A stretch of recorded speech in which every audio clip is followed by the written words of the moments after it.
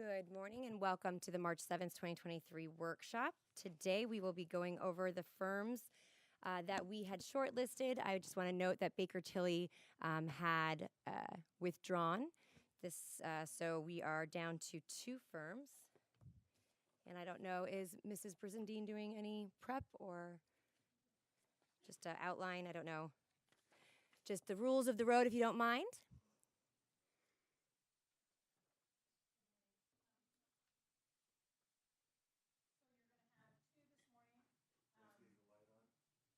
Sorry. So you're going to have two this morning, McPherson Jacobson, who is already here. They have a presentation that they'll go over with you. And then you will have Sunshine. Sunshine called me from the road. They're running into a little bit of traffic on I-4, so they're hoping to be here at 9:15. If not, then they will be just a little bit late. So I'll let them go ahead and take it. Understood. And then, so 20 minutes and then Q&A for the board. Is that correct? 30 minutes. So right? they have 30-minute presentation and then 15 minutes for Q&A. All right, very good. It's all yours. Thank you. Great. And then I guess you'll see that, make sure the green light is lit and Yep. you may proceed. Awesome. If I could get the PowerPoint up. I also have a colleague, Dr. Marjorie Wallace. She's running a little bit late as well. She'll be joining us. She should be here in the next 5 or 10 minutes. I came in last night, so I tried to make sure I was here. So a real pleasure to be with you. Thank you for this opportunity. And I'm Steve Joel. I've been with McPherson and Jacobson for 20 plus years. Basically when the company started as a small ma and pa located, centered in Nebraska. We've since become a leading national firm. I'm the person that has been leading all of the urban searches for the company for the last few years. I just retired after 37 years as superintendent in Kansas and Nebraska, last 12 in Lincoln, Nebraska. And I'm happily retired, but the search world has really picked up quite a bit this last year, as I'm sure you're well aware. So we're excited to be here. Just for a point of reference, I led the Orlando and Jacksonville searches. It's Duval and Orange County, I believe. Years ago, our company has just been contracted by Broward, and another team is working with Broward right now, and that one is just gotten underway. So we're excited to be here. We hope, I hope in this presentation this will get to most of your questions, but Madam Chair, it shouldn't take me 30 minutes to get through it, so definitely want to spend time on the Q&A.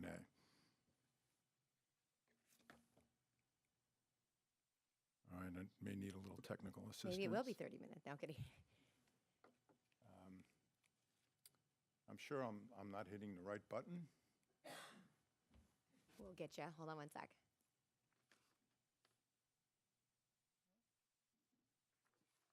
Was I not holding down that? All right, so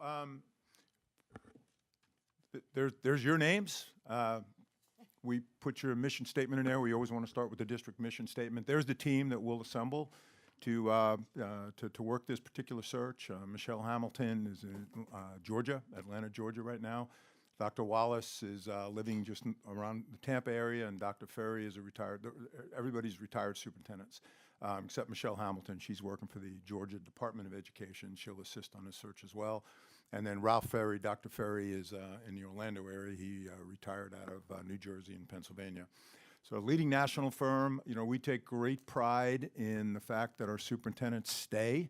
I will tell you, I think when we do the next 5-year analysis, even though our numbers in terms of longevity will stay pretty high, as you know, there's been a lot of turnover in the country right now. Last year, I think there were close to 900 superintendent vacancies in America. Wouldn't be surprised if that number is pushing close to that again this next year. So it's been a tough world for superintendents, but that also creates great opportunities for superintendents that are ready for challenges. This is what we believe, and that is we believe that leadership is key, and that we work very, very hard on number one, learning about your district, but then also trying to find working and recruiting candidates that meet the needs that you've established. We don't hire superintendents ever. We don't have a stable. We don't move superintendents from one district to another district. In fact, we have a rule that we don't contact any superintendents that we've ever placed about other opportunities that we have. Doesn't mean they can't contact us, but we never initiate that. We represent you. We work strictly for you, and our candidates know that. I think we do a very good job of that. And then you can see that our over 85% of our superintendents have stayed 5 years or more. We get down to 45%, 15 years. So we feel really good about longevity, and a lot of that is because of the model that we've created that not only includes the beginning of a search where you set the groundwork for superintendents to be successful, but it's also our service after. And I think what makes us different in the country right now is that we come in and work with you and your new superintendent 30 to 45 days after they begin, and we do a facilitated team building session, but the big work is first year performance expectations. And so that gives the superintendent an opportunity then to understand what the work is. And so anyway, we find that really works, and that certainly gives the superintendent a good run at the job. There's the investment. That's $45,900. I will tell you if there's things in there that you're not interested in, if budget's an issue, we certainly can pull some things out. But we did put in on-site stakeholder visits. We haven't visited with you about that yet. Most of our districts, we bring consultants in for a few days. We meet with your stakeholders if you're interested. And what we do is we try to develop the profile of the position, which is good information for the superintendents to have, but it's also good information for you to have should you choose to solicit that kind of input in terms of, how are you being perceived by your staff and your parents and your community leaders. And that's a pretty comprehensive process, but we issue that report back to you. It's your report. We're well aware, by the way, of the Florida Sunshine Laws, and that anything that gets produced or is subject to the public. But that's good information to have. But again, that's the amount. And here are our 5 phases. So let me just very, very quickly talk about phase 1, and that is that we'll work with you as quickly as possible to identify the characteristics that you're looking for in your next superintendent. And that would be a consensus of this board. And, we understand that not everybody's looking for the same type of individual with the same skill sets. And what we try to do then is to create a consensus for that. And I will tell you that in the searches that I've been involved in this year, it's never unanimous. But there's always some consensus that we can at least go forward with. And then establish timelines. I was just roughing this out today that if we were able to get a meeting soon, like in the next week or 10 days, to create the characteristics and set the calendar, we could bring finalists to you sometime in May, first part of May, and then you could interview that second week or third week in May. And if you're interested in having somebody in July 1, you could certainly do that. And then we'll do advertising as a national search. We would recommend the big 3 or 4 outlets, which would be ASSA, which would be Top Jobs, which is Ed Week, which is commonly utilized and viewed by a lot of superintendents. But we'll work with you on those advertising venues. Our sense is the word is already out that Sarasota County has an opportunity, and only because several have already reached out about that. So there's always going to be a pool of superintendents. The question is timing and whether or not they feel like they can be successful in the environment that they're looking at. Phase 2, again, if you're not interested, we don't have to do that. We've had a couple of boards that have said, we're just going to make the decision ourselves. That's fine with us. We strongly encourage stakeholder input and feedback because it builds ownership, and it also demonstrates to your various publics that you're interested in hearing what they have to say. And so Dr. Wallace will be heading up that group of folks. We'll develop an application as well. So we'll put a brochure together, Home Office does. We'll get information from your point of contact, and that information is what consultants will use when they're recruiting and eliciting some of the candidates that are out there in the country. And we create an application process. It's not cumbersome. We hear superintendents complain that sometimes applications get a little too lengthy. There's one essay question on there, but we require 3 written references. And but I'll tell you, we go a lot deeper than the 3 written references. So that's our second phase. we handle everything stem to stern. All applications come into the office. Again, we understand the Florida Sunshine Law, and this is a recruiting position, so we will reach out to folks that we believe have the skill set once you identify those in terms of what, it's no secret, right? I mean, Florida is a very attractive state for a lot of people around the country. And there's a pretty good sized pool of people that have experience that may be close enough to being able to leave a particular position. I do feel pretty comfortable that we'll get applicants. Now, it could be corrected on that, but I do think there's a lot of interest here. We do a lot of searches in the Phoenix area, and we find that to be the case as well too. Now, to me, Phoenix is way too hot in July and August. But superintendents from all over the country apply for those jobs in Phoenix. And if you've been following some of the issues in Arizona, they're not much different than what's happening in your state and many of the states around. Our big thing is we keep our applicants informed. Once we have an applicant that's viable, we connect with them. We nurture that relationship. We're totally honest with them. We don't pull any punches. We let them know what the circumstances are, what the challenges are, because you're going to identify the challenges, and your stakeholder groups, if you use them, will identify the challenges as well. And that's what candidates want to know. They're not looking for places to go to maintain status quo, and I know that's not your opportunity here. They want to go someplace where they can make a difference. They want to go someplace where they can actually put a stamp on something that represents progress for kids. I mean, that's every superintendent I know is about that. And believe it or not, that's secondary to money. It's secondary to climate. It's really about, can I go in and make a difference? And if we can profile this position that way, we'll get applicants. Phase 3, it's where search firms are gonna cut their teeth, right? Are these folks who they say they are? And I talked about those 3 listed references that we require in the application. We go a lot deeper than that. We go 2 or 3 deep. We talk to a range of contacts that we have in a given state, and we have a number here in Florida. But we also say to references that we might call, is there somebody else that we could speak to as well? And we start every candidate vetting with a personal interview of a viable candidate, which is 30 minutes. Tell us, what you're good at. Tell us what you've done. Why are you interested in this position?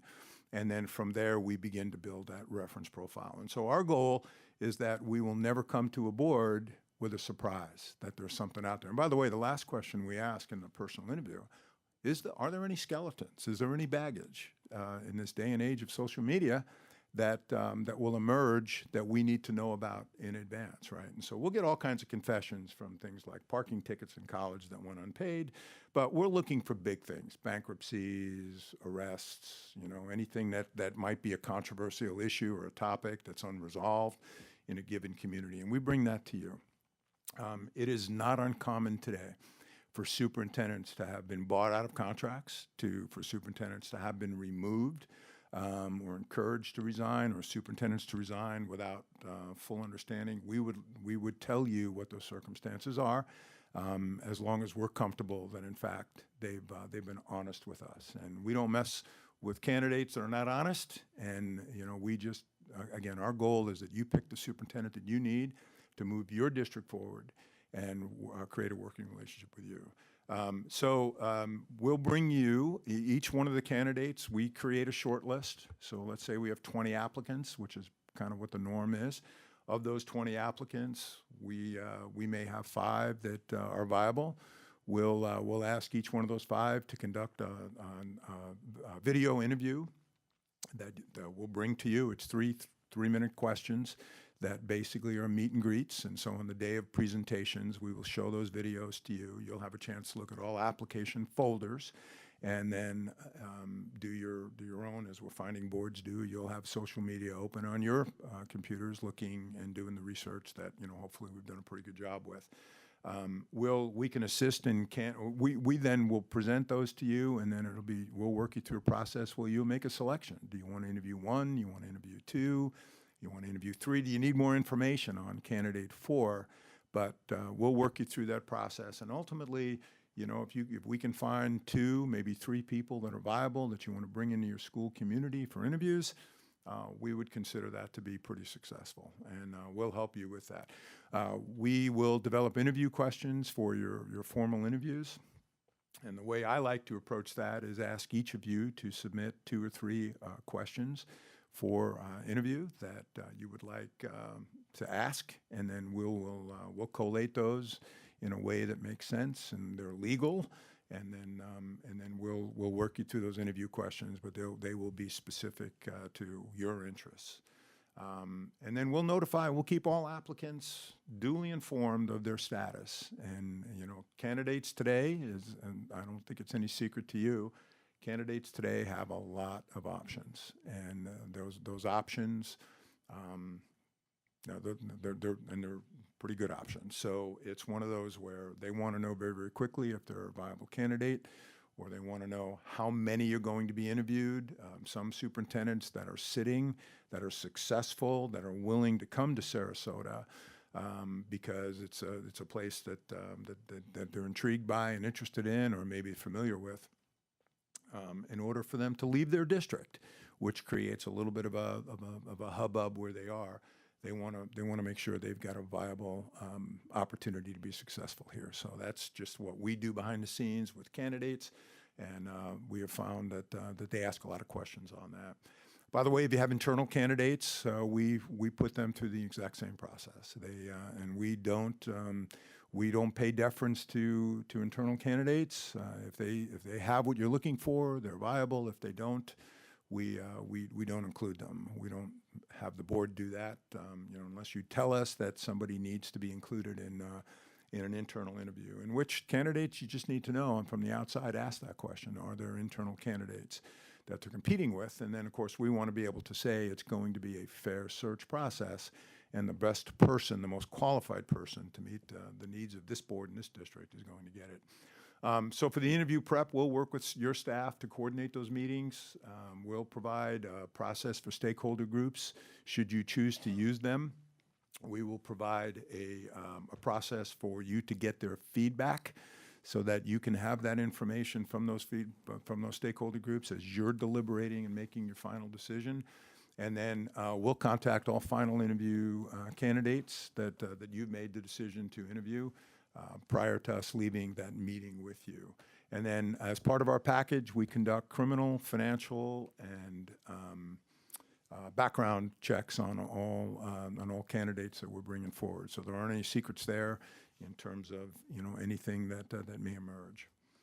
So that's the interview preparation. That gets you to the interview, and then we will help you then with your final decision, should you choose to want us to participate. And we can, it's not built into the package, but a lot of districts are asking us to be there during interview days. We don't have to be if you've got staff that you want to basically do that. And then we'll contact every candidate after you've made your decision to thank them on your behalf for being a candidate, but then also making sure that they have the feedback. We'll give them any feedback that we can, and then we'll just make sure that they understand, what the status of their application is. And we know in Florida that from the time they apply, it's public information, and so we want candidates to know that going in. And there's been a number of searches in your state in the last few years. I haven't been involved in any of them. That I think they've drawn applicants from all over the country. So that's phase 4, and then phase 5 I'm most proud of as a sitting superintendent. This is our guarantee that we come back in, and it'll be me because I'll lead this search.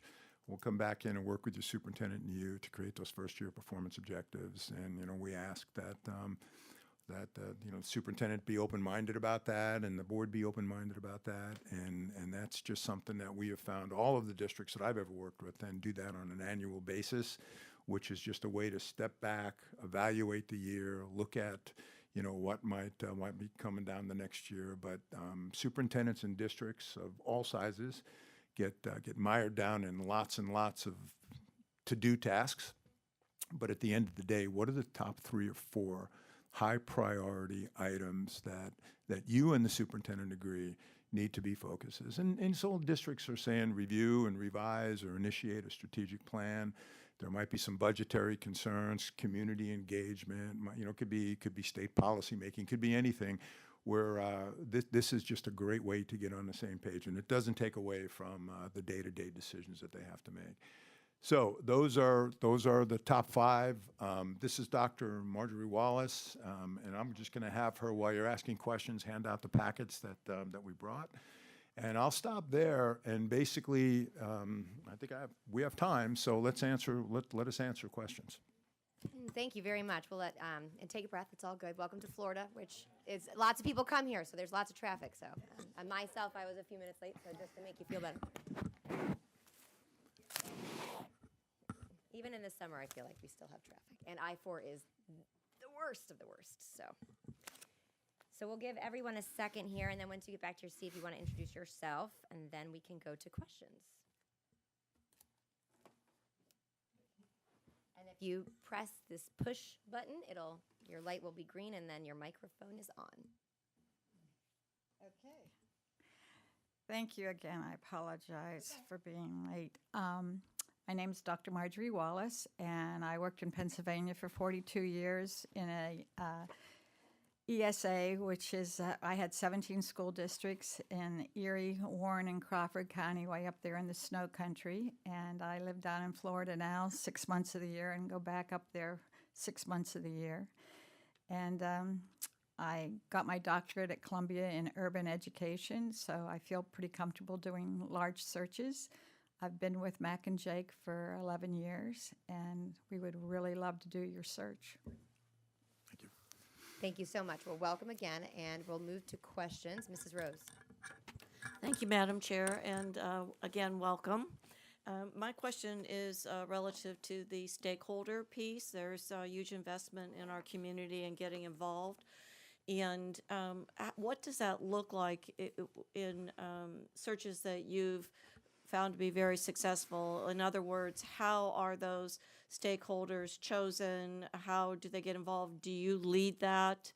My goal is to keep it, give you a little perspective of one board member, as objective as possible. With investment comes a lot of input, and I'd like to keep this process objective. Yeah. So we work with you on how to structure those meetings. They can be in person. They can be open to all. They can be solicited in terms of whose voices you want to capture. And we include not only internal stakeholders, cabinet, admin, staff, teachers, the folks that support the what's happening in the classroom. But we also include parents and community as well. And as part of our base package, what we do is we offer 1 or 2 community town hall meetings where people can just come in and talk with us. And we're basically asking 3 questions. We're asking, what should we tell a candidate in terms of Sarasota County, why this is an attractive opportunity? What are the skills, traits, characteristics that they need to possess to be successful here? And then the third question, which really is the home run question, what are the challenges? What are the challenges that the next superintendent's going to encounter? And so in searches that we've done, it's ranged from all online and to boots on the ground. And Dr. Wallace, as I mentioned earlier, will be if we're going to do boots on the ground, we'll bring a team of consultants in here. We'll work with your staff to structure those facilitations. Those are about 45 minutes apiece. And we can strategically set those around your district so that we can capture as many voices as possible. Now, if I was understanding the other part of your question about objectivity, we're well aware that when you open it up, that anybody can attend, and sometimes those become sessions that really get away from their intent of us gathering information. But we're all trained in group facilitation, so it's one of those that we would say, the more voices you can capture, the more ownership you have at the end of the day. But we would, when we set the criteria with you, we would like to know what you believe those rules of engagement should be. So if I hear you correctly, your most successful searches have been opening up in the form of community-wide forums? Yeah, they have. Okay. And that, again, just demonstrates to people that this board is interested in getting that feedback. And you know, I will tell you too, you're not going to get everything that you want to get, right? And that's the purpose of this as well too, because this is a starting point for you as a board. This is the most important thing that you do, is to hire your next superintendent. And so the feedback that you get really for you and the next superintendent becomes the launching pad for the future work. But again, we customize it. We've had districts, boards say, you know, we don't really need feedback. We have this, and it's really about us and the superintendent. So we would recommend feedback, because that's transparent, builds ownership, and people they see that you care. May I, Madam Chair? Yes, go ahead. How do you handle, or do you handle, or have any guidance on the media, particularly if there is perceived narratives or such that may not reflect the whole community? Well, we can't control what the media writes, but we can certainly put our viewpoint to that as well. And so we will, as your search consultants, will work with the media. We do in every search.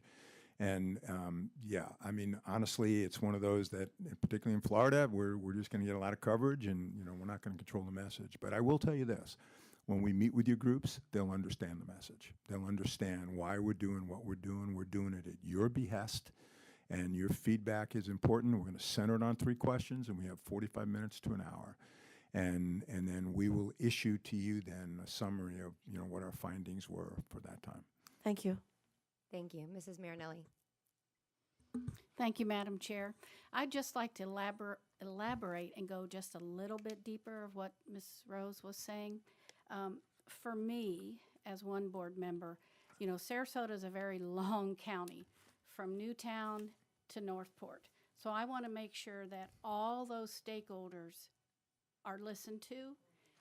I mean, we have wonderful foundations, we have wonderful businesses, but I'd really like to have this particular search team open it up to different people.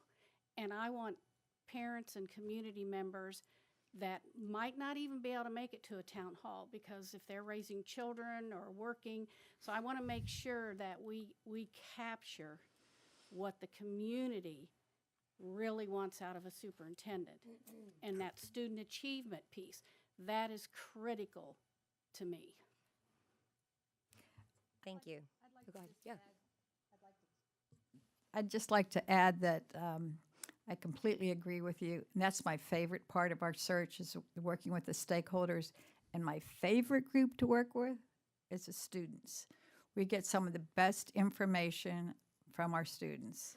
They seem to really talk about boots on the ground. They sort of know what's going on and know what they need. So thank you. To your point, Ms. Marinelli, we also offer online surveys for everybody, and through your website, hopefully through the media. Anybody that wants to provide input in this gets an opportunity to provide input in this, and we will capture all that information. The other thing is, with regard to these town hall meetings, these are always interesting, right, in terms of who's going to show up. We would ask that you would nominate 3 to 5 people from your community, your constituency, that we will send a personal invitation to on your behalf, and make sure that they can attend that town hall meeting or be invited to do the stakeholder survey. Excuse me, Mr. Edwards.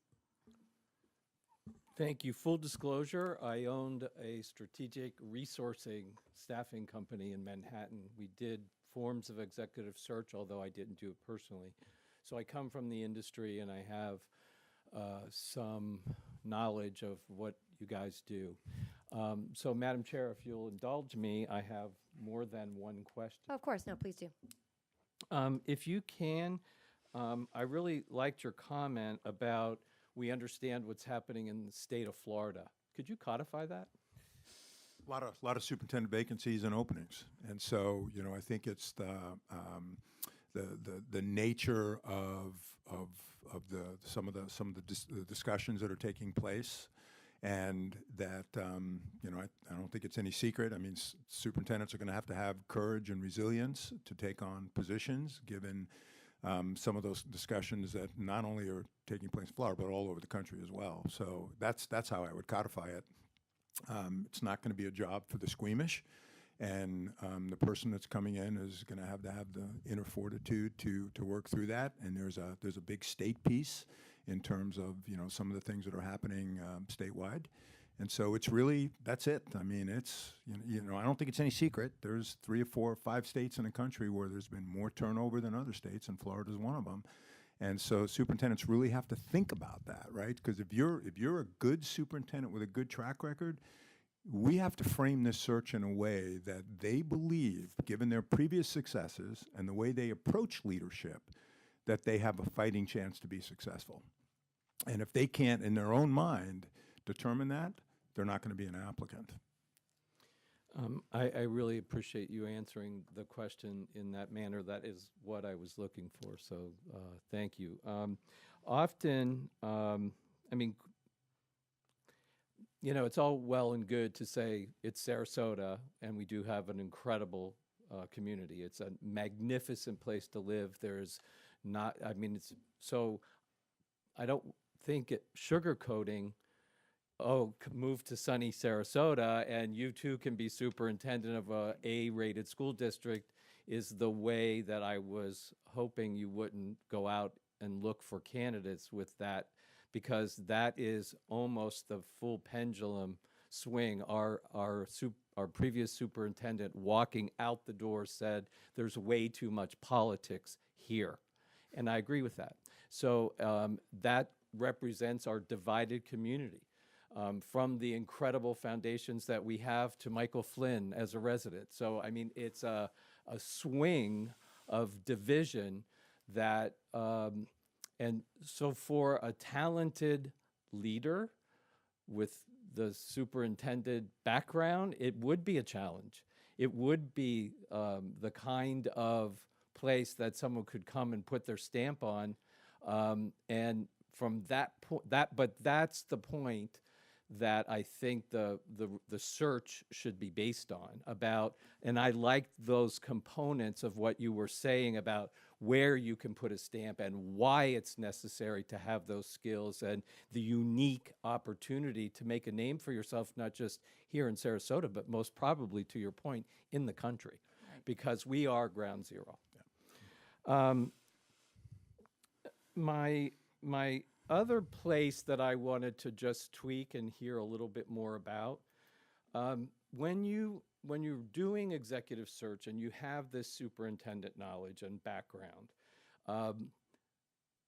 matching culture and personality and that nuance is, to me, significant. It's not just about the resume, it's about the personality and the nuance of leadership that one brings.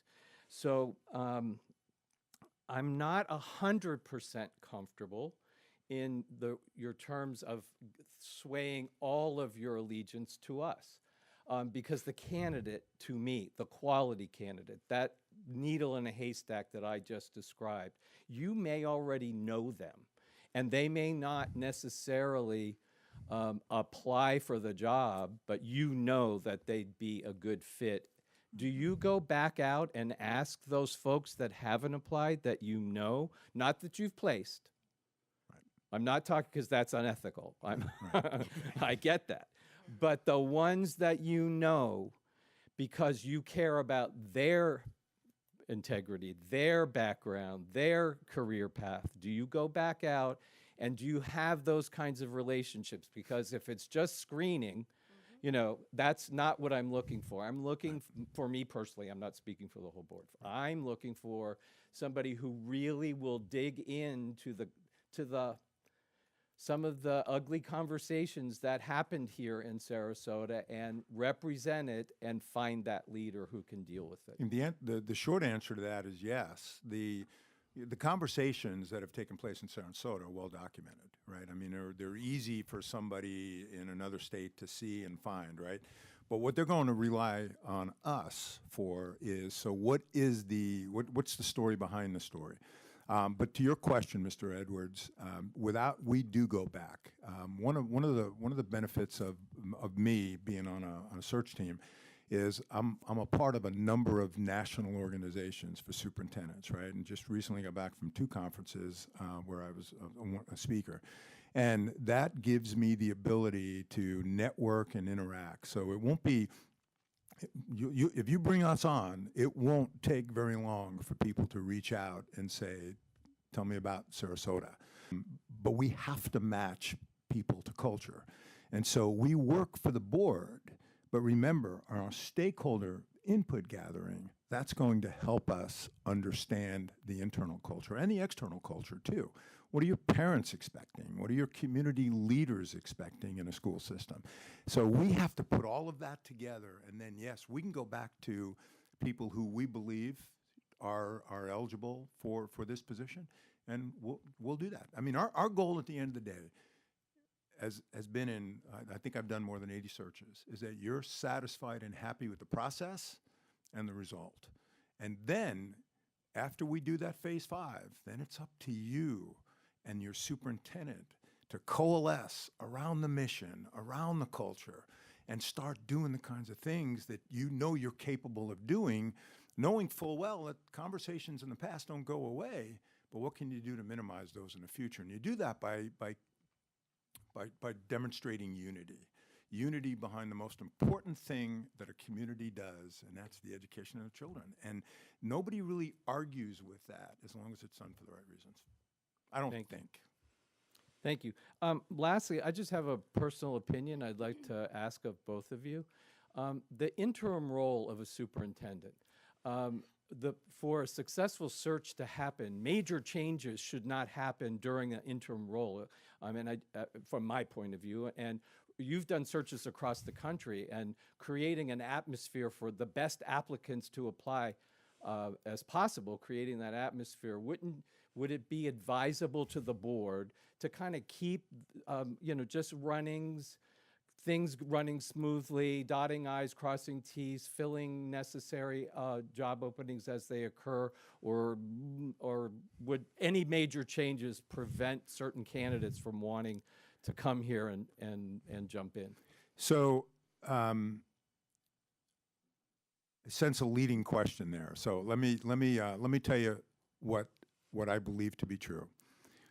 Interims that maintain the status quo don't get anything done. And if there are things that need to be addressed, that should have been addressed and haven't been, and I don't have any idea what those are, but typically that would be in the personnel area, in the budget finance area. Interims can set the stage for the next superintendent by not having them have to encounter those big issues if they can be addressed on an interims slate. So what we tell interims all the time is don't make it worse, because we do have to be able to attract. But are there things that you can do that can create a better foundation for the next superintendent? Like, I'll give you an example. I did a search a year ago where they had major budget issues. They brought an interim superintendent in, and the interim superintendent had to be the one that made the decisions on it was a reorg. It was a large district, major reorganization. Holy cow, did the wheels fall off, because there were people who were reassigned. So you see where I'm going with that.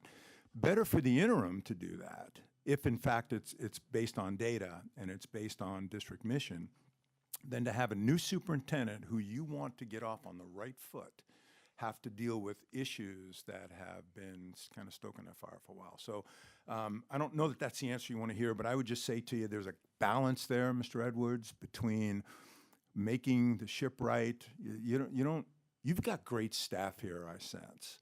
You don't need an interim to just manage that. You need an interim that can basically say, the biggest thing we're going to do is bring a superintendent in. Let's set the stage for that superintendent to be successful. So to be clear, for me personally, it's never an answer I want to hear. And yes, it was a leading question. What I always want to hear is the truth and the best way moving forward. So I appreciate your response. Thanks. Thank you. Thank you. Something that Mr. Edwards said that I think was a great point, and I've gone through a handful of superintendent searches in the last 8 years. and I actually really appreciate you guys coming today and having a different opportunity to look at a firm. But the difference between recruiting, searching, and screening to me are huge. I think that, as noted, we are at a moment in a very substantial change just in public education nationally. Florida is certainly at the center of that.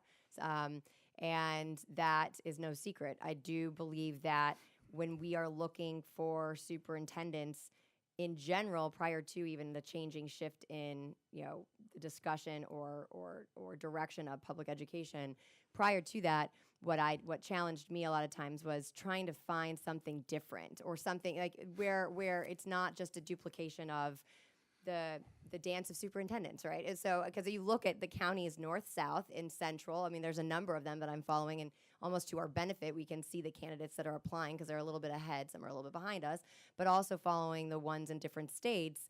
And it's helpful because we kind of get a sense of what's out there. And so the challenge that I find ourselves is, and what I seek to find in a search firm, which is really more of a recruiting firm, not a search or screening, is one that can match that with the long, amazing track record of this district that does have a tremendous opportunity. We have a lot of great moving parts here.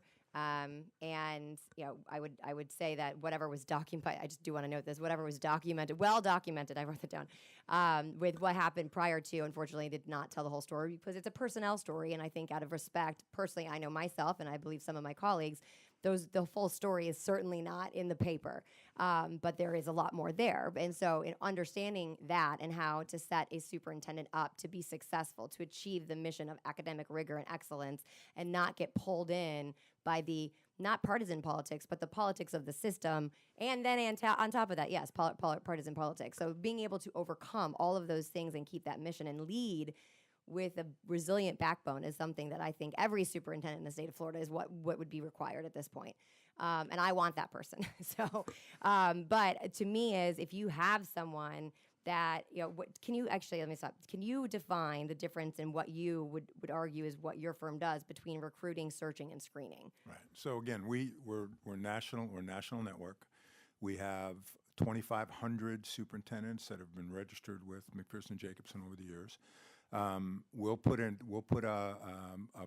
something out, a memo, the day after we meet with you and we get this posted to all 2,500 of those. A couple of other firms list all the positions that are out there. But we will, I will personally, and I know Dr. Wallace will as well, and Dr. Ferry, I mean, we will start thinking about people that we know have been successful that would have the skills, traits, characteristics that you'll be looking for. So it is a recruiter's game today. It isn't, if you list it, they will come. It doesn't matter where you're located or what you compensate. It's really about how do we create that match, and we'll do that. But we'll also be honest with you as well, too. So, what you just mentioned, Mrs. Ziegler, about the story behind the story is going to be important for us to know, Yep. right? Because candidates are going to want to know that, right? They're going to want to know that not just what they read is truth, but that there's real opportunity here to do some good work. So it's a recruiter's game, and we'll recruit hard for this. Wonderful. And then when I think of, and I did look at the list of districts that you guys have either placed superintendents for or currently searching, and many of them are large, so that's refreshing, because I would say we are a medium to large size district, but it's no secret that we are arguably we have a $1.4 billion, if you will, collective budget, which is a large enterprise. Have you ever placed? You mentioned that you have a whole pool of superintendents, but have you ever placed a superintendent that's that's an outside of the box? Yes. Yeah, but I have to think about where. I will tell you the caution with that, and we work with districts where they said we want non-traditional as well as traditional, so bring us the best pool. I think if you go back and you look at the history of that in America, and there was 10 years ago, 12 years ago, it was really, let's bring in a non-traditional. Let's bring somebody that's more corporate or I think the one that we did ended up coming out of the military on the West Coast, right? So, but here's the biggest challenge that they have is how do you build internal capacity if you've never walked in people's shoes? And sometimes that whole credibility issue becomes something that's very, very difficult for them to surmount. Not impossible, but I think in Florida, if I recall correctly, and I have to really go back 'cause with Orlando and Jacksonville, I think you can get people from the non-traditional and they can become certified in your state. So we would be open to any of that. And I'm sure as I think back to those two searches, we did have candidates and applicants that were non-traditional. And did you recruit them or did they come to you? Well, they're going to probably have to come to us unless we get a reference from someone that somebody would be interested. But my guess is they will come to us, and they have in other searches. West Coast has done has been an example of where that's occurred as well. But here's the other thing that I say to boards all the time. You know, you mentioned that a couple of districts have gone before you. You've seen the applicant pool. You know, if you know of people individually that you would like us to reach out to, we certainly we'll follow up on every lead that we get, and we do get a lot of leads. Wonderful. And then the last part, and this is actually where I thought I was going to begin, but hinging off of the community and stakeholder input. I think similar to whatever we can do as board members, both as we search for a superintendent, but also when they're in that position, is to help them be successful. But we also have the responsibility of the accountability and oversight. And similar to that is really what sets a superintendent up for being successful is engaging our community and stakeholders, because if they're, it's silly to think that it's an isolated situation. I don't think that that's something this board, but I also don't want, and I use this phrase a lot, a dog and pony show. So just because we're asking them to come, are we going to utilize and hear that input? Now, I think Mrs. Rose made a good point of the objective, the important input. It is also it's not just the input we want to hear. It's not that, but making sure we're hearing well-rounded in all different voices, not the ones that will really be meaningful to help a superintendent be successful and really capture the concerns, the obstacles, so that they have solutions to them, and when they get into that seat. So I know in the past we had a search committee. I would say in my personal experience, it was wonderful, but was also a little too large. I think it was 25 people. I think I think it's a little larger than we need. I like the town halls that we've had in the past. But I do want to think of outside of the box. I think just community engagement is going to be something as one board member, but I would argue, I think I hear it a lot on this board, of something we want to achieve and engage, but ensuring, I'm going to underscore it, being meaningful and effective and not just for the facade. So you have any feedback? No, we don't frame them as dog and pony shows. We frame them as objective information that we can use to recruit and for the board to receive feedback on regarding what they should be looking for in their next superintendent. At the end of the day, you make the choice, but you get a chance to read the feedback or hear the feedback from your stakeholder groups. And then what you choose to do with that is entirely up to you. But certainly, again, we're not interested in moderating debates in these meetings. So we're gonna make people stay to the questions. And we're going to start with the happy. What's good? What can we tell an applicant about Sarasota County? And then what do they need to have? What do they need to be? We hear things from, well, they better be a doctorate because we've never not had a doctor. They need to know Florida law and Florida budgets. I mean, we get that whole gamut. But the big question is, what are the challenges? What are the challenges? Morale, unity, budget. What are the challenges? Stakeholder engagement, transparency, better communication. What are the challenges? And that's really where the rubber hits the road in terms of how we match to culture. Perfect. And I'm going to turn it over to Mrs. Marinelli in 1 second. I just want to close with you, and I'm glad you used this word, is opportunity. And so I see that we are, certainly I think was mentioned, we're ground zero. I look at that as we are Sarasota is in a tremendous position from an opportunity for a superintendent to take all of the good of this district with the mission of our students' academic success and illustrate that we can turn the tide to a very positive outcome. So I appreciate the word opportunity because I know that's certainly what I see and look forward to the next steps. Mrs. Marinelli. Thank you, Madam Chair. I think you've probably picked up, we are a very diverse school board, And I do want to thank Mr. Edwards for the questions that he answered, because I wouldn't always think of those, because he has a business background, as does Mrs. Ziegler. You have two of us who spent almost 70 years collectively in education in this district. So we know this district. It is changing, but we love this district and our community. And then we have a former chief of police, retired, in this district. So you have a vested interest. Unfortunately, we don't always get along, but that can be okay too, because we look at things differently.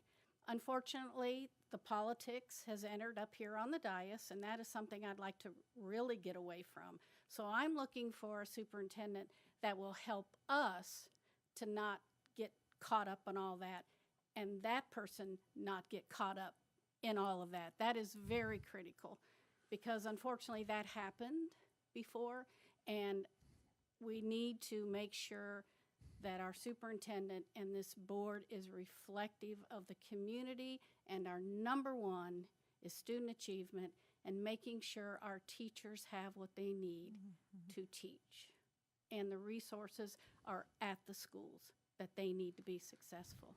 So thank you. And I do thank you, Mr. Edwards. I thought your questions were very, very insightful. I wouldn't have thought of all of those, so thank you. So I don't see any more questions. I have a couple more that I wanted to just go back to on the timeline. Was May and I'm sorry, you said that that you foresaw potentially having shortlisted candidates by May? I Yeah, just wanna so, make sure. so we'll just play this out. You make a decision, we go to work together, try to get something scheduled as quickly as we can with this board and us, and we'll create the calendar, the criteria, the advertising venues, the posting. We'll get everything ready to go, 24, 48-hour turnaround. And in that calendar, we need 6 weeks from the time we post to when we can bring you the short list.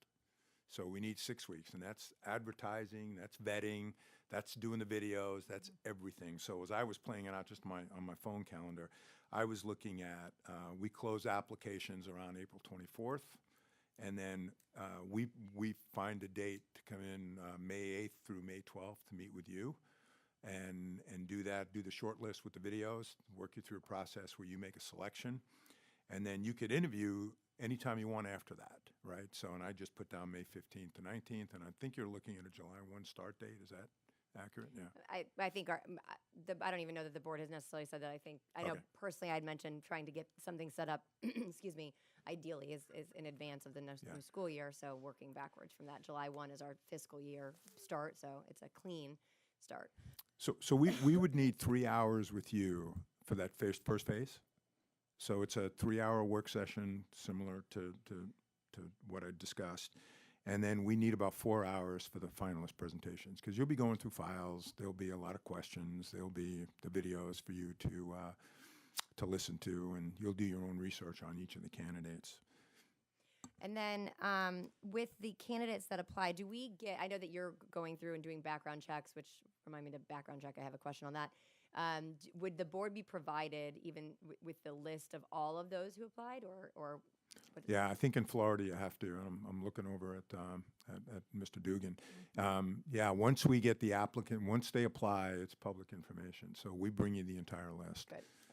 And then one issue certainly is the background checks, and I know you kind of touched on that, but in particular, this is using learned lessons of the past, if you will. Okay. And when it comes to prior employment, particularly in education, that I think we've found ourselves challenged with is that there may be something that wouldn't come up on a background check, and it's more of a personnel issue, and it may not be in their file in a documented aspect, or it is something. I mean, there's letters of reprimand, but they're not really written letters or what have you, and so. Can you talk through that process for us? Yeah, we start with the candidate, and we ask the question, is there anything out there? Has there ever been a grievance filed at the state level? Is there anything that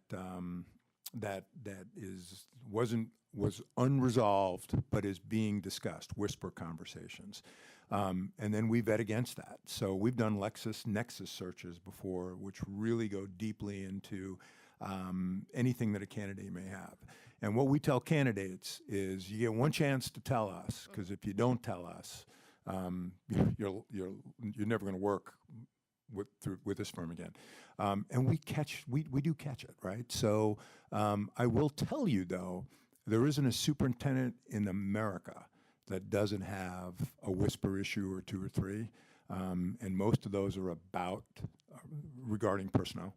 So we'll do our very best to have it. You know, when we bring you a public name, for example, you can just Google me, for example. You know, there's lots and lots and lots of stuff there. It's our job to be able to explain that to you, right? And if we can't explain it to you, we're not going to bring them forward, particularly in Florida, where their name's going to be front and center in your local media. Well, and that's a good point because not every, my goodness, excuse me, I don't know if it's red tide or what, but the Google component of it also, I mean, certainly all that's out there is not gospel. 100% accurate. And but I think that's an important component because again, if you're thinking about our candidates and them setting up for success, you can foresee. Again, I've done this before. There are certain factions of the community of all sorts of backgrounds that will try to find a reason to really undermine somebody from the get-go, which again is not setting them up, which will deter. I mean, I know that superintendents in general aren't for the faint of heart because they know, especially in a public record, you know, in a sunshine state of Florida. So can you talk through that because that's not an uncommon situation in which you've had superintendents when they get to the short list, you're going to have certain special interest groups in particular that will be very vocal and use things that are on the internet. So I'm hoping, I mean, is that you vetting these things beforehand and we're prepared for those kind of pushbacks? Yeah, without question. But, you know, one of the things that we'll work with you on is, you know, just understand that there are people that are committed to making sure that nobody's worthy of this position, right? And so there's some stuff sometimes gets fabricated.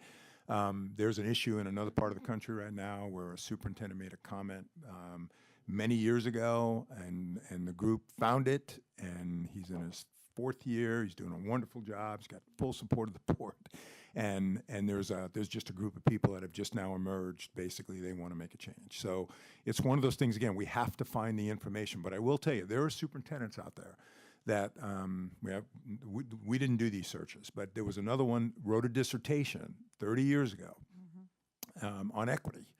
And, you know, 30 years ago, wrote a dissertation on equity, and I ended up reading it, and I thought, well, wow, that's hard to see anybody getting in trouble over that, got in trouble over that, right? So you just need to know that that's coming, right? There isn't anybody that we can bring in here that is going to be unwounded through your process.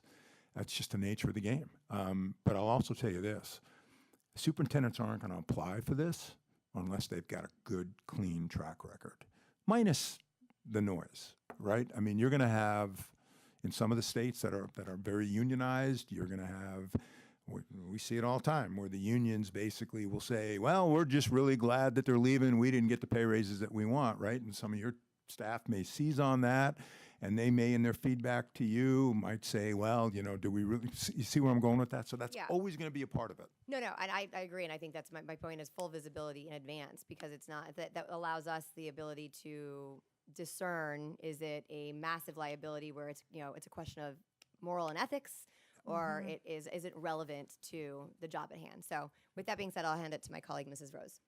Thank you, Madam Chair. I just want to go a little deeper into the political piece. I think that is our greatest challenge as a lifetime educator, not even seeing the politics enter our school system as compared to what I perceive to exist right now. My colleagues mentioned interest groups, and those interest groups have become highly involved in board meetings, public comment, and claim to be nonpartisan. Pick your interest group, it doesn't matter. And they can be genuinely perceived as partisan. They're organized, they organize emails, organize their voice. it becomes very powerful, and in my perception is used by media for whatever purpose that media is seeking. My individual focus is academic excellence, period, and cut it off there on all angles.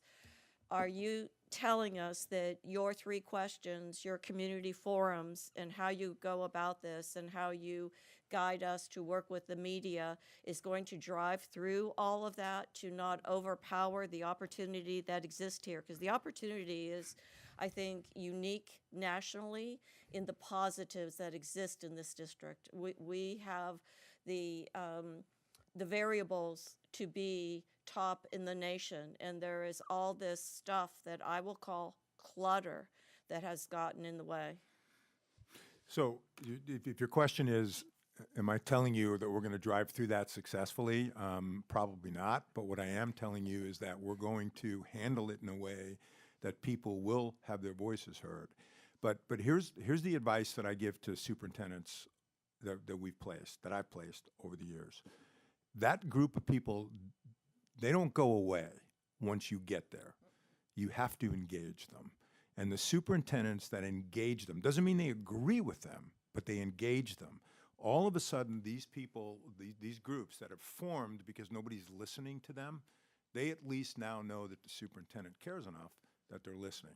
Now, it probably doesn't do much more than for the first time they've had a conversation with a superintendent and the superintendent's staff. And so that's what you get with a new superintendent. See, you're hitting a reset button right here. So there's a chance now to go back to the way you'd like it to go, but for a superintendent to do it the right way too. So can we shield them from the politics? No, they're tough, they're hard. Sadly, there's just people that wake up in the morning saying, how can I create more disruption, right? I mean, that doesn't go away. But you can go a long way toward being united around student achievement, around high-quality leadership, and about results.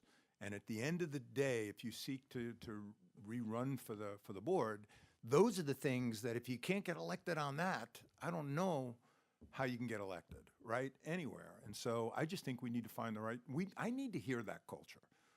We need to understand exactly, is this different than other districts that we've done? I don't know. I mean, we've had packed school board meetings where I've had to be walked out by the chief of police to my car.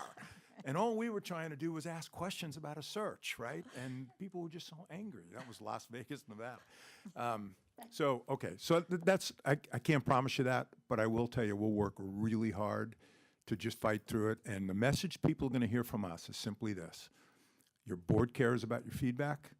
We need a superintendent of schools, and there's a bright future if we can coalesce around the most important work that the district does. Thank you. Very well said. Appreciate it. Thank you. Mr. Edwards. Thanks. I really feel like you just honed in on one of my concerns. I agree with, I'm here reluctantly, as you may have heard and read in the newspaper. So that's also full disclosure. But I do view this as an opportunity. And that's why I asked that question, if you would go out into the field and make phone calls to people that you know, because we have laid out that it's ground zero and it would have national recognition from what has gone here. I would challenge, well, let me put it this way. Because of all of what you just said and what we can anticipate someone's going to have to go through, and that there are 900 vacancies across the country at this time, I know that you are saying all the right things. How many candidates are you really expecting? Do you feel like the funnel is going to fill up with the?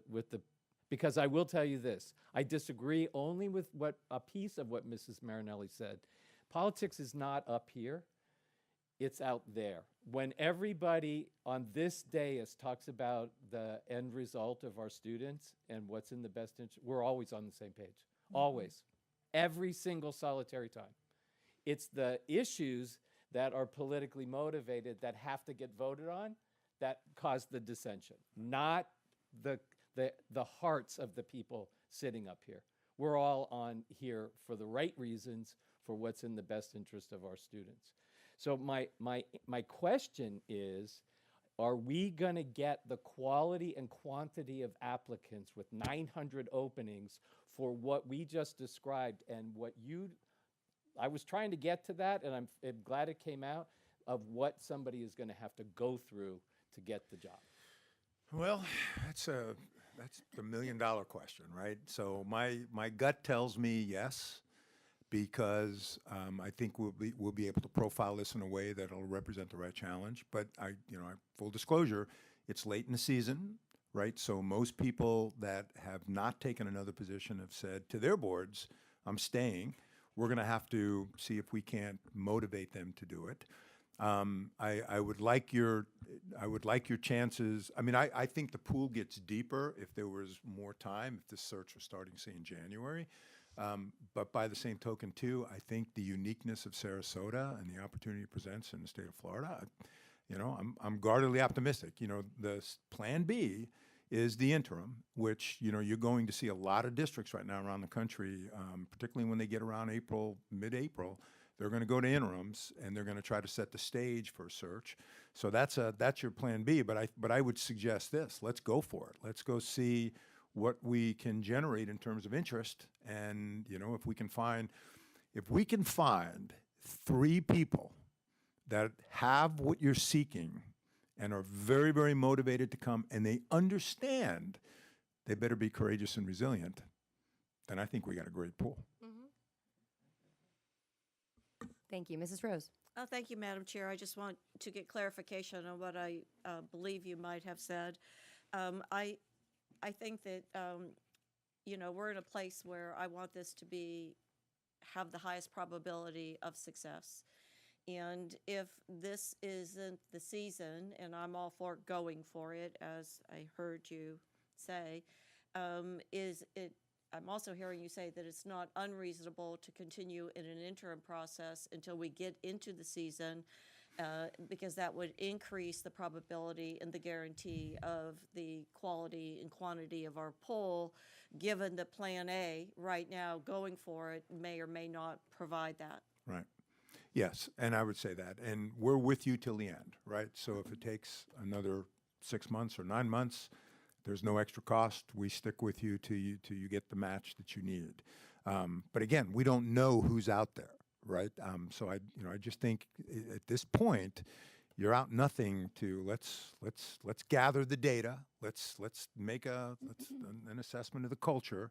Let's start talking to some candidates, and let's see what we can come up with. And if we don't have, Marjorie and I will never bring you a slate of candidates that are not going to meet your needs. We're just not going to. So we're not worried about the pressure. We're more prioritizing the process. Yes. And not letting a timeline be the answer to narrowing this down to something that doesn't have the highest probability of success for an absolutely outstanding community. Because I think we can get there. And learning from you that this may or may not be the season, I'm fine with continuing until we get into the season, because that's what this community deserves. Yes, and I think now's the time to gather that feedback from your stakeholder groups. And if we don't come up with the candidate pool now, we'll hit the ground running. I would start in November, December, and be the first one in the state of Florida to bring a superintendent on board, right? And so we can do that. That's Plan B. Plan A, let's go see what's out there. Thank you, very much like that. Thank you. I just want to, from a timeline standpoint, this is interesting. So, because I agree, I think no matter what it is that everybody deserves, our goal should be finding the best. I will tell you, I think our interim's doing a great job, and I think that at the helm, we will be able to, if that time frame, as you noted, is something different than July 1. I mean, I'm putting an arbitrary start tight on because it's the beginning of school, and you just naturally think that's the best time. But if I hear you correctly, can you just elaborate? You said moving forward and selecting someone by December. Is that what you mentioned? No, see, one of the challenges with not having a July 1 date is most of the states go July 1 to June 30. Right. Oh, yeah, that's what I would have expected. Right. Okay. Right. But now I will tell you, California, New York, it's 12 months of the year. And superintendents can come and go whenever they want, and it's acceptable. And, we may have some of that situation here as well. Now, what I think would be more likely if we went to December is simply this. You make your pick, and then you create a mutually agreed upon time to start, or you do transition work until they're able to get out of their contract, if in fact the contract is an issue that they're dealing with. Does that answer your question? It does. No, it does. It was a little bit unorthodox compared to what I think of July 1st as kind of the natural starting point. And my personal philosophy when it comes to leadership is you don't want two leaders overlapping for too long. It doesn't necessarily bode well. I mean, true leaders are leaders in the fact that they don't need to be stacked on top of each other. So I just wanted to make sure I had clarity there. I forgot my second question. Mr. Edwards, go ahead.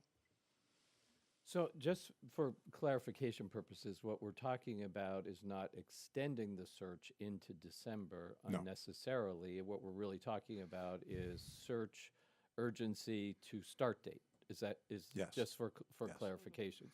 So start date to me is I'm flexible, at least as an individual board member. It's really finding the right person and then working out the details of start date, which is sort of after the fact. I do have a sense of urgency for the best interest of our students to find the best person as quickly as possible, but not sacrificing the quantity of candidates and the ability to search through the perfect fit. Right. So it's kind of a fine line for me in terms of, yes, I do have a sense of urgency to get somebody here as quickly as possible, but the start date I'm flexible on because the details need to be worked out. Right. One of the things that we find with searches like this, meaning good size, good location, previous positive reputation, probably even now, is that we get phone calls almost immediately. Once it's posted, we can make a mental assessment. Is this something that people are interested in, right? So we'll know probably 2 or 3 weeks into the advertising if we're going to be able to get a pool. And so that would be something that we would communicate with you maybe halfway through the search, kind of let you know where we are, how we're feeling about it. And then, again, ideally, we'd like to bring you 2 or 3 high-quality candidates that meet your needs, let you go through an interview process, make a selection.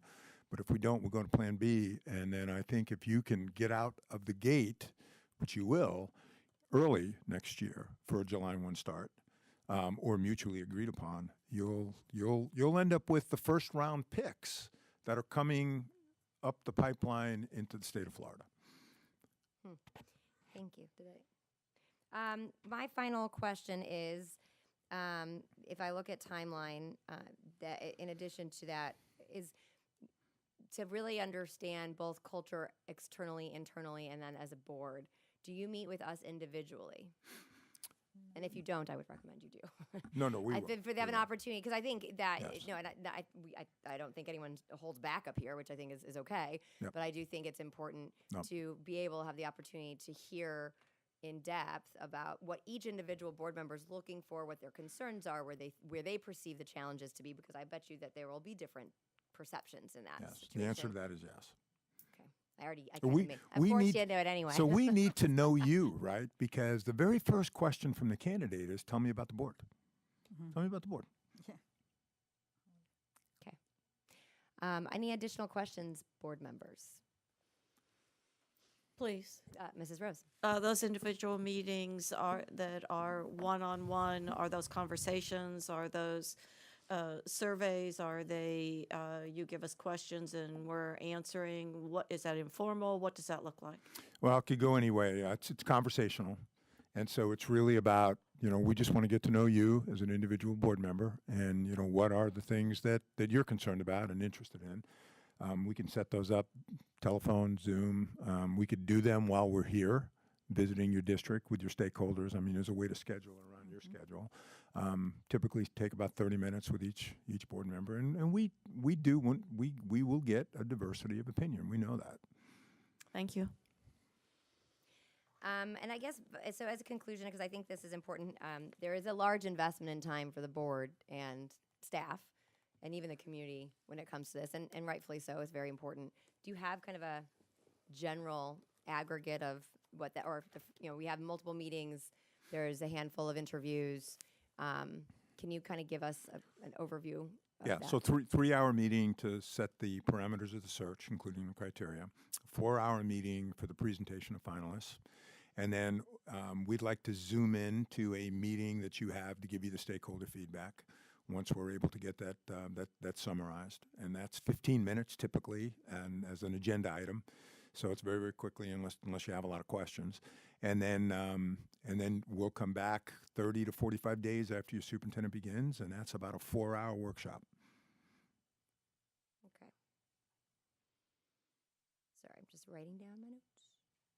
All right. Well, I appreciate your interest. I appreciate you guys both coming here today to share and speak with us and answer our questions candidly. And I do not see any further comments, questions on the board. So we again thank you for your interest, and we will be in touch on the Thank next you. steps. It's been our pleasure. Best of luck with your decision. Good luck, and if it's us, we'll work hard with you, and we'll try to bring out the best result we can. So Very it's a real good. pleasure to get to meet you. Appreciate it. Thank you again. Thank you.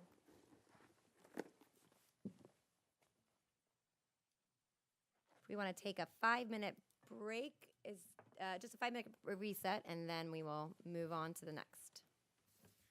So we will I can't see what time it is. We'll reconvene at 10 till.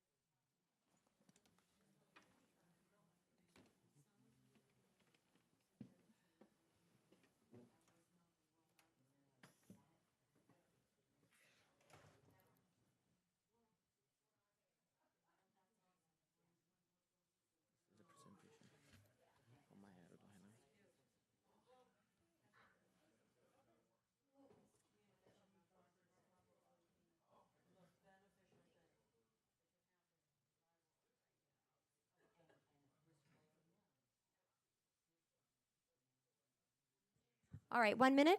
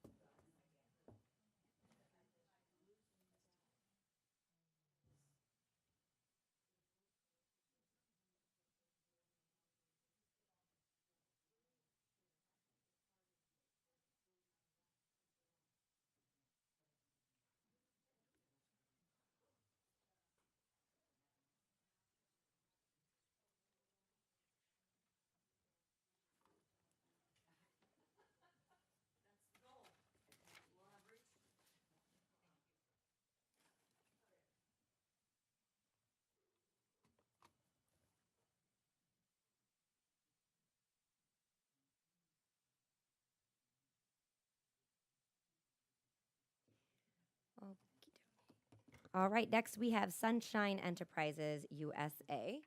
We did go over time a little bit on the last one, but because we did have one firm have to withdraw, we had the ability to. So we will make sure we match that accordingly as needed. So welcome. If you'd like to introduce yourselves, then Thank you. You have the So, floor. am I heard?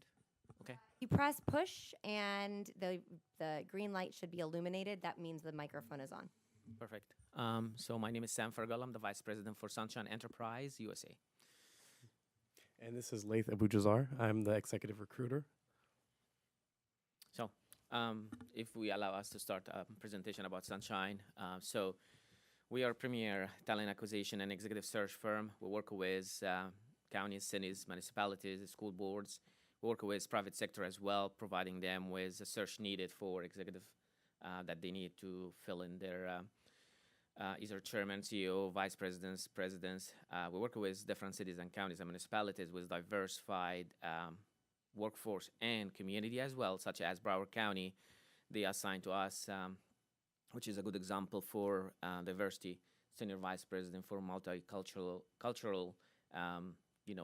vice president to manage the diversified community that they have there between Jamaicans, Haitian, and Spanish community. So that was a huge challenge for search, but we're able to do very good job there and find the right search for them. Our processes start with I can go next. So who we are and why Sunshine Enterprise and our search processes and also our contact. So who we are, Sunshine Enterprise is a premier talent acquisition company. We offer few talent acquisitions and options for the board. Can start with direct search, which gonna work with the board to find the right assessment and focus group so that we can fill in and understand more about the culture and about the processes and the right fit for this opportunity. And it's very important that we can meet individually with each one of the board, along with sending a written assessment to be filled out by the board members, and then we can do the individual meeting with each one of you. That's going to be our processes to start. And then once we gather all this information, we can make a group meeting, a focus group, so we can share the data we gathered from all the team members of the board, and then based on that, we can identify the right job description and the needs and the must and the wishes that we have we would love to have in the right fit. And sorry, I'm not following the script here on this presentation, but say it again. Oh, so I should point that way. My apologies. So based on that, like I said, the initiation of this search and the strategy starts with meeting with and sending the written assessment to the board, gathering the data, collecting this data, putting them together in one report, submitting that report to the board to have a look on all the inputs from each one of the members of the board. And based on that, we come up with another focus group, and along with coming up with a job description to fit that right candidate for you, along with coming up with a brochure, which is the next step. That brochure, with the media and the technology now we have with all artificial intelligence, that's what distinguish us from others in the market. And that's what we do. We start coming up with a brochure that can be printed along and distributed along with doing that through digital media. Social media nowadays work very well with all generations, especially after the pandemic. So we're able to reach out to so many candidates, and that's how we can set up our campaign, finding the right talent through all resources, all job boards, all database that we have in our database system. We're going to collect all the information and database about all the superintendents in the market nationwide. And that's how we can get identified these names. We're going to be able to reach out to each one of them electronically. And we don't have to go back to old school by printing a brochure, but still that can be an option as well for some of the candidates that we can reach out to. Next step is to submit the list of candidates, the qualified ones, to the board. Can be anywhere between 3 to 10 candidates. It depends on the pool of candidates who are collecting, making sure that they meet the criteria. And if something that we are on the fence, we make sure we reach out to the board, like, hey, we came across this candidate, but we're not very sure if this is the right fit, but still want to give you the visibility to check and select. If it's a pass, it's a pass. We don't compromise your processes at all.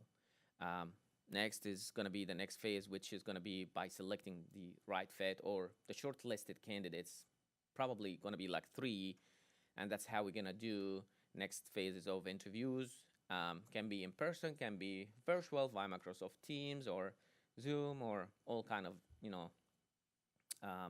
online resources, and then check the references, professional references, along with education check, and then, of course, fingerprinting and background check and drug testing. So until we have the right selection, then we do the workshop after selection and come back after a month or so to see the feedback, if this was the right fit or not, and just to make sure we are on the right track.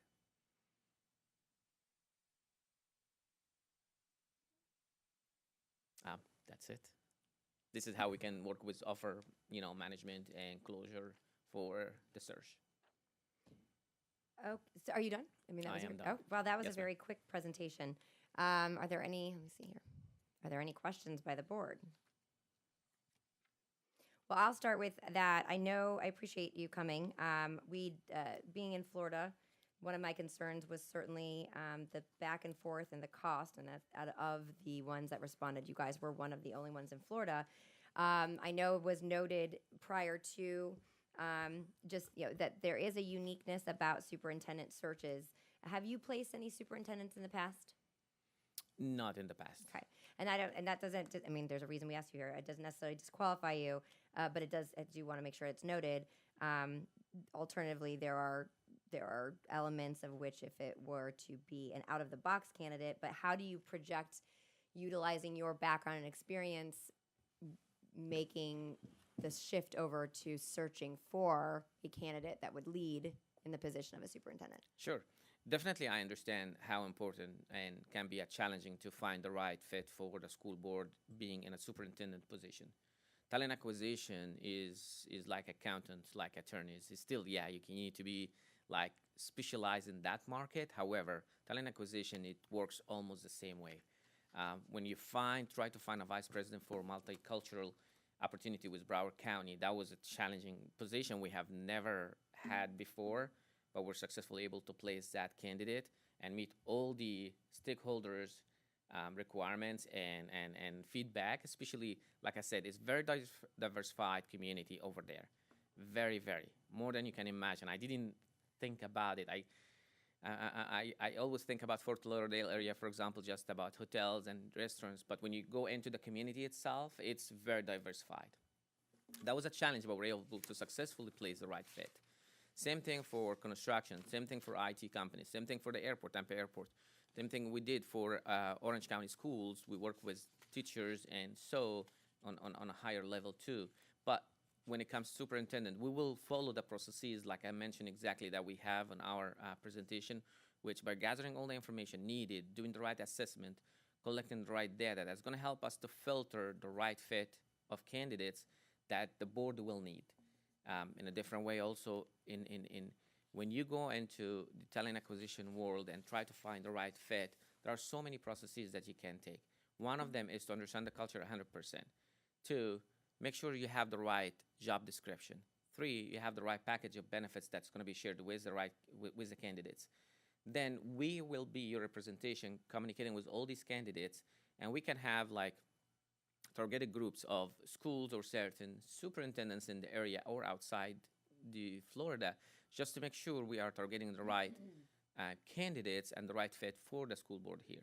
I believe this is a great opportunity for someone that is looking to move to Florida, or someone that is in Florida looking for a very good opportunity with the school board here.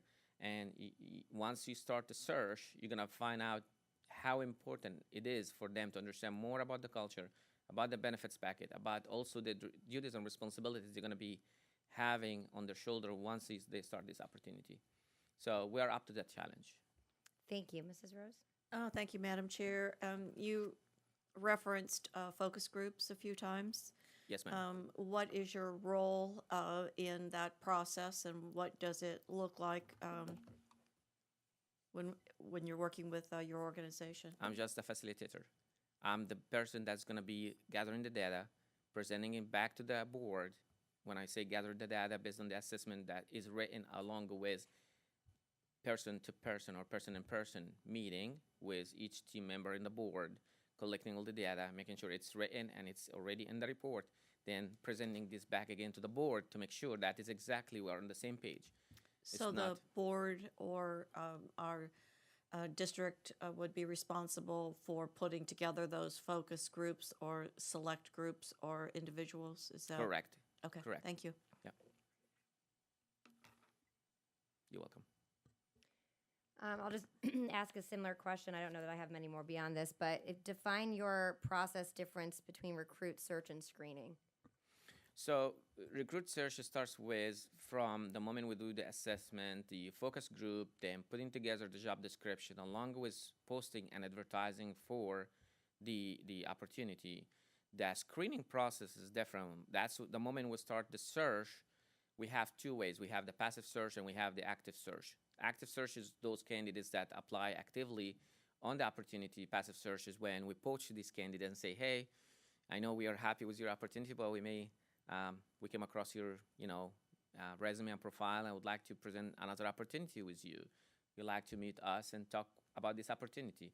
If the board, for example, has certain reservation about poaching or reaching out to certain group or school boards, we'll make sure that we don't poach them. But poaching is part of our processes, absolutely. And then when we look at the resumes, we look at all the references, we look at also their credentials, their history, their work with previous schools as well. We do all the due diligence before and along with doing an interview with them, whether it's going to be virtual or in person. Virtual in case they are out of the state, of course.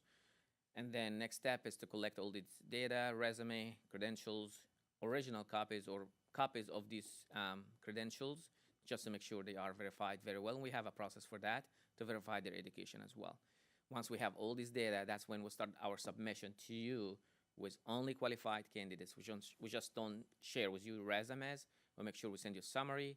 We send you a full profile about that candidate, who they are, where they're coming from, their credentials, their family members, do they have school or not?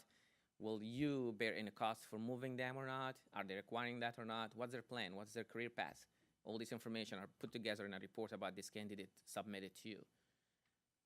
Very good. Does it answer your question? Yeah, I mean, I think we're, and I don't know what you put in by way of cost, and I'll just candidly tell you, I think that there are different approaches where you're recruiting, you're going out, you're trying to evaluate what we are looking for or something, or knowing because you've done this before, or know to how to match, as was used before, the right person to this position. And then some are more just mechanical, transactional, and just being a facilitator. I do think that there are a big difference. But so what is the cost? What's a proposed not to exceed cost for your services? So usually for our return services, we offer, our proposal is, if I'm not mistaken, like, was it 25 or 30? 25. Yeah, 25, or I think, if I'm not mistaken, our proposal, that was of the annual salary.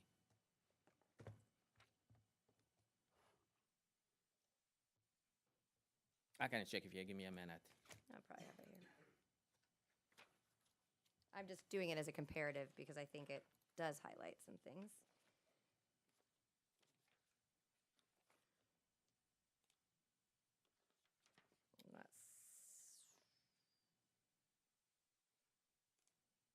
I see a recruitment fee, 30,000.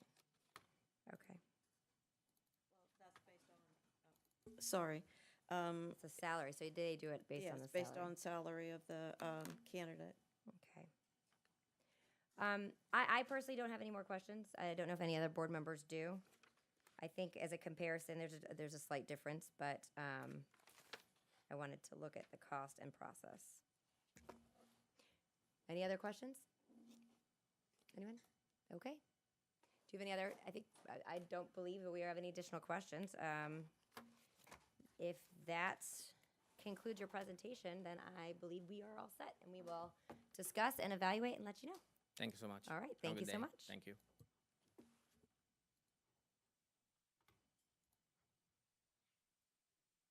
And since we are way ahead of schedule, we have two more items under the agenda, which is policy flow and advertising costs. So we'll just give a second to our guests and then move on to item number 4.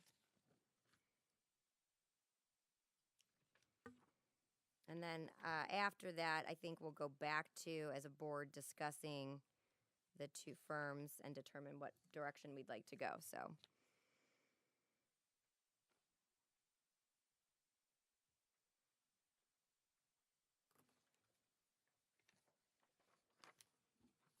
Thank you.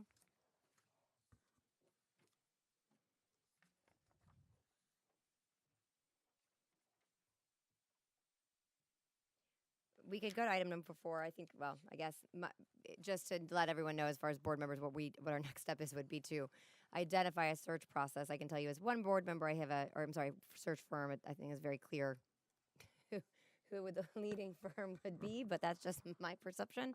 I think the question is really more of a facilitator versus a hands-on process. I think that there was a very clear distinction between the two. And I think McPherson and Jacobson would be the path forward, no doubt. If that's, I'd welcome any additional comments. Mrs. Rose. Thank you, Madam Chair. I wholeheartedly agree, and I'm glad we had the opportunity to interact and ask so many questions. They happen to be my top choice just with the firms that had submitted interest before we even narrowed them down. So I'm very much interested in working with them. Mrs. Marinelli.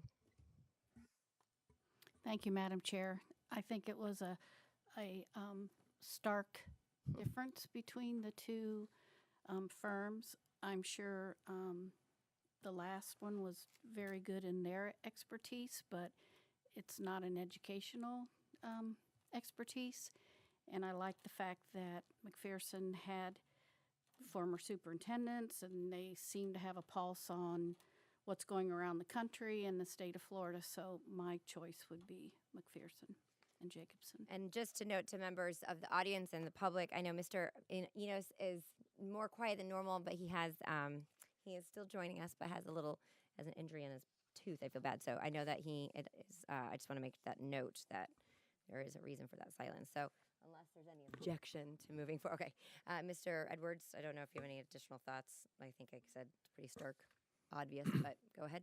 Yes, when we agreed on the firms, I was really throwing it up to my colleagues as to which ones they liked. I had forewarned that Sunshine Enterprise was much more of a staffing organization than an executive search firm, but appreciate the fact that we wanted to try and keep the search in Florida. And I appreciate their driving here on I-4 and giving us their presentation. Very good. So if there's no additional thoughts or topics or questions, we can add this for action on tonight's agenda as McPherson. I think actually I'm very excited to work with a different firm than we have in the past. I think they illustrated a lot of differences that I think are really, again, underscore the opportunity. So if there's no additional discussion on that, we will move forward with the policy flow process. I want to thank Dr. Foster for putting this together. This, as noted, just for a brief history, that the board has first there's one of the main responsibilities of the school board, no matter who the individuals that fill the seat, but is to adopt policy and stay in compliance with state and federal laws, and then also amend policies that we see fit from as a local governing board. There has been an ongoing process over some years where there was some elements of disconnect, and I know there's a discussion. I know that there was a discussion of which I support about not moving forward with Neola for a multitude of reasons, cost, but also the alignment, and then that we have NEFAC. There is a process in place, but there were elements of where wanting to ensure when we had done this before and done a policy review, there were some gaps, and so in order, no matter what the vendor was, my request was that we ensured there was a very clear policy process, development and update process, because that to me was the biggest lacking issue than anything over one vendor versus the other. So I will start there. Are there any questions or comments or thoughts on this, the policy development of the process that was provided here? My recommendation would be to, once we go through this, that this actually be an actual policy, so that it is followed accordingly, because I don't want to duplicate situations and breaks in communication or what have you that happened in the past. So seeing that as the overview, are there any questions on this? Dr. Foster, sorry, did you want to kind of highlight what your thoughts are, how you came together with this, and we'll maybe start there. Yes, thank you. So yes, I'll go through kind of what the assistant superintendents we met and discuss the flow chart as to what the process should look like. And I know this is something that they had discussed in the past and kind of took some of the ideas from the past and put it into one form just to kind of outline, making sure that we're going through the process and getting all the necessary input. So basically it would start with the contracted firm or draftee, which could be NEFAC or Neola, which currently we have NEFAC. We were in the process of looking in Neola, so whichever direction we decide to go. Basically, once we get that input with NEFAC, I can kind of share what the process has been the past few years. We have 4 times a year when NEFAC will send us updates. So based on new legislation, they'll send those updates. Kathy would then provide those updates to the assistant superintendents.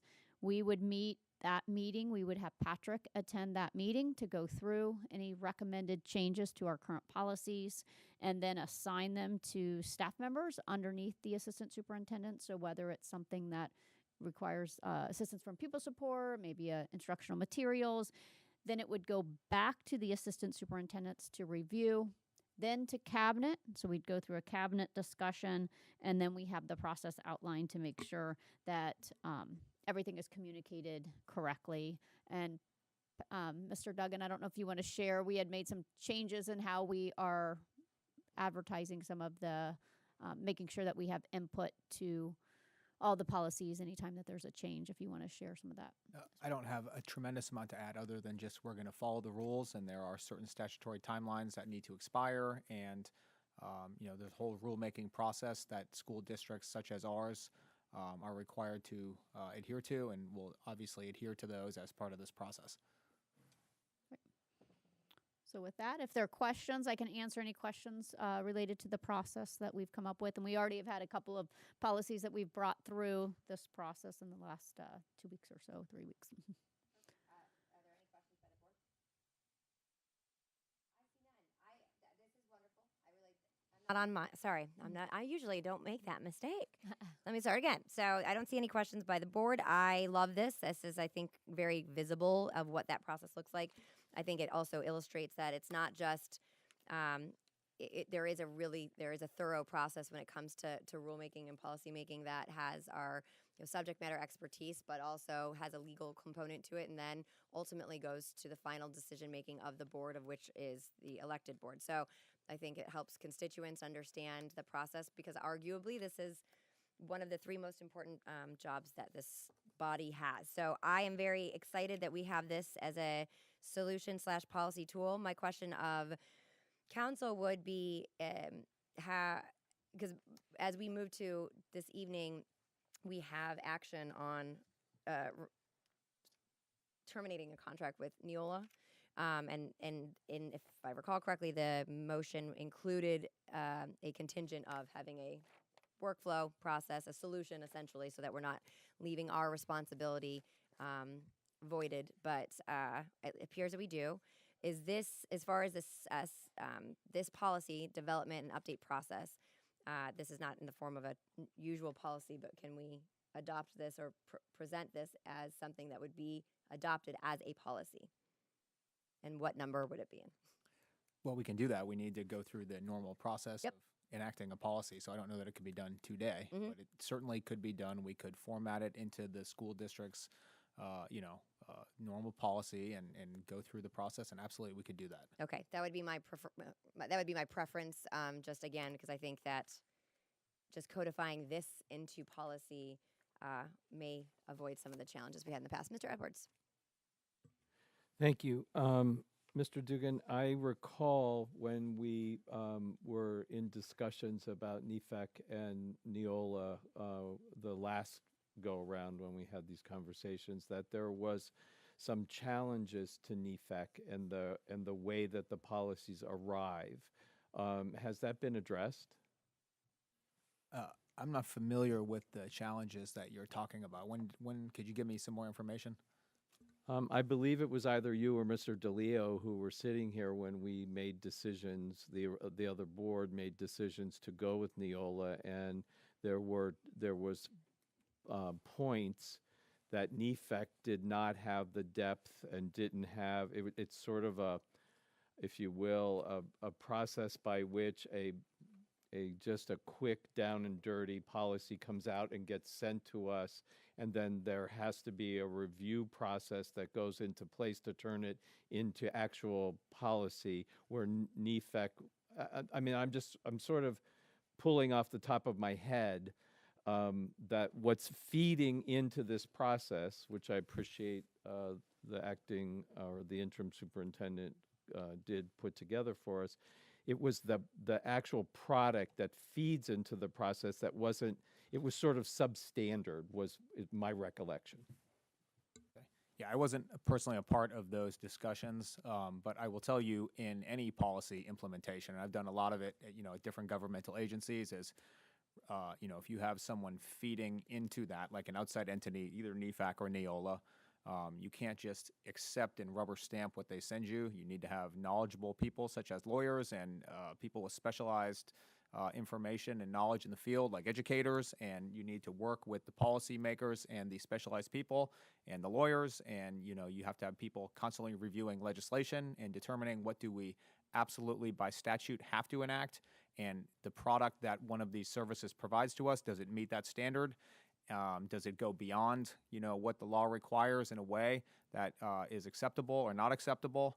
And you really, at the end of the day, we can't just rely on these products that come to us, regardless of, who the service is or what they provide.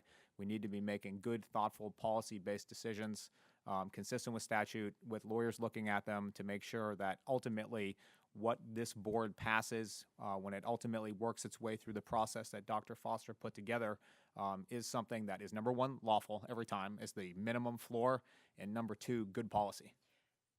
Right. So potentially, because I'm trying to navigate just for the purposes of my vote, I'm not quite sure.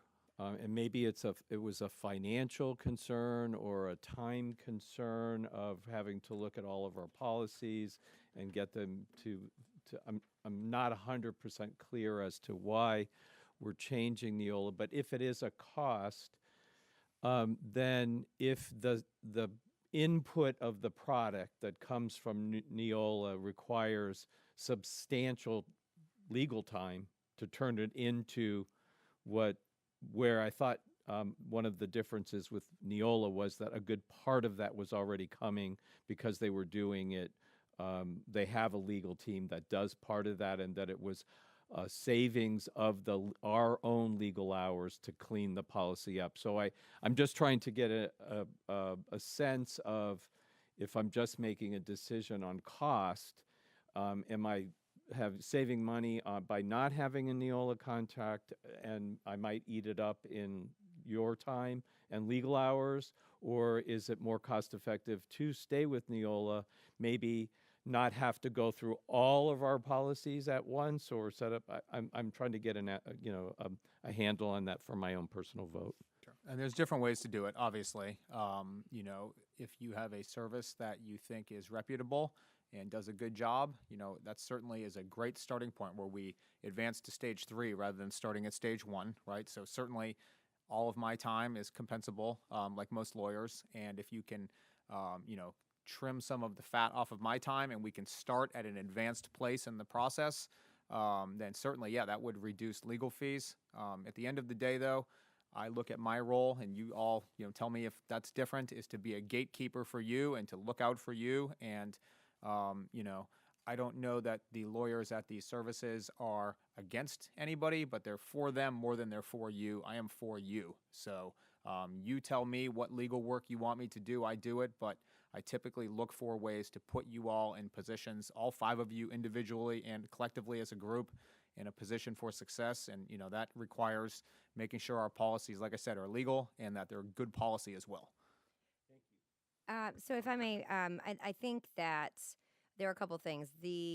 Whether we're talking about any said vendor that's providing policy updates, it is a heavy lift, but the reality is, as was noted here, there may be some more streamlined efforts, and I am not going to deny that exists with Neola across, and that's why many districts use them.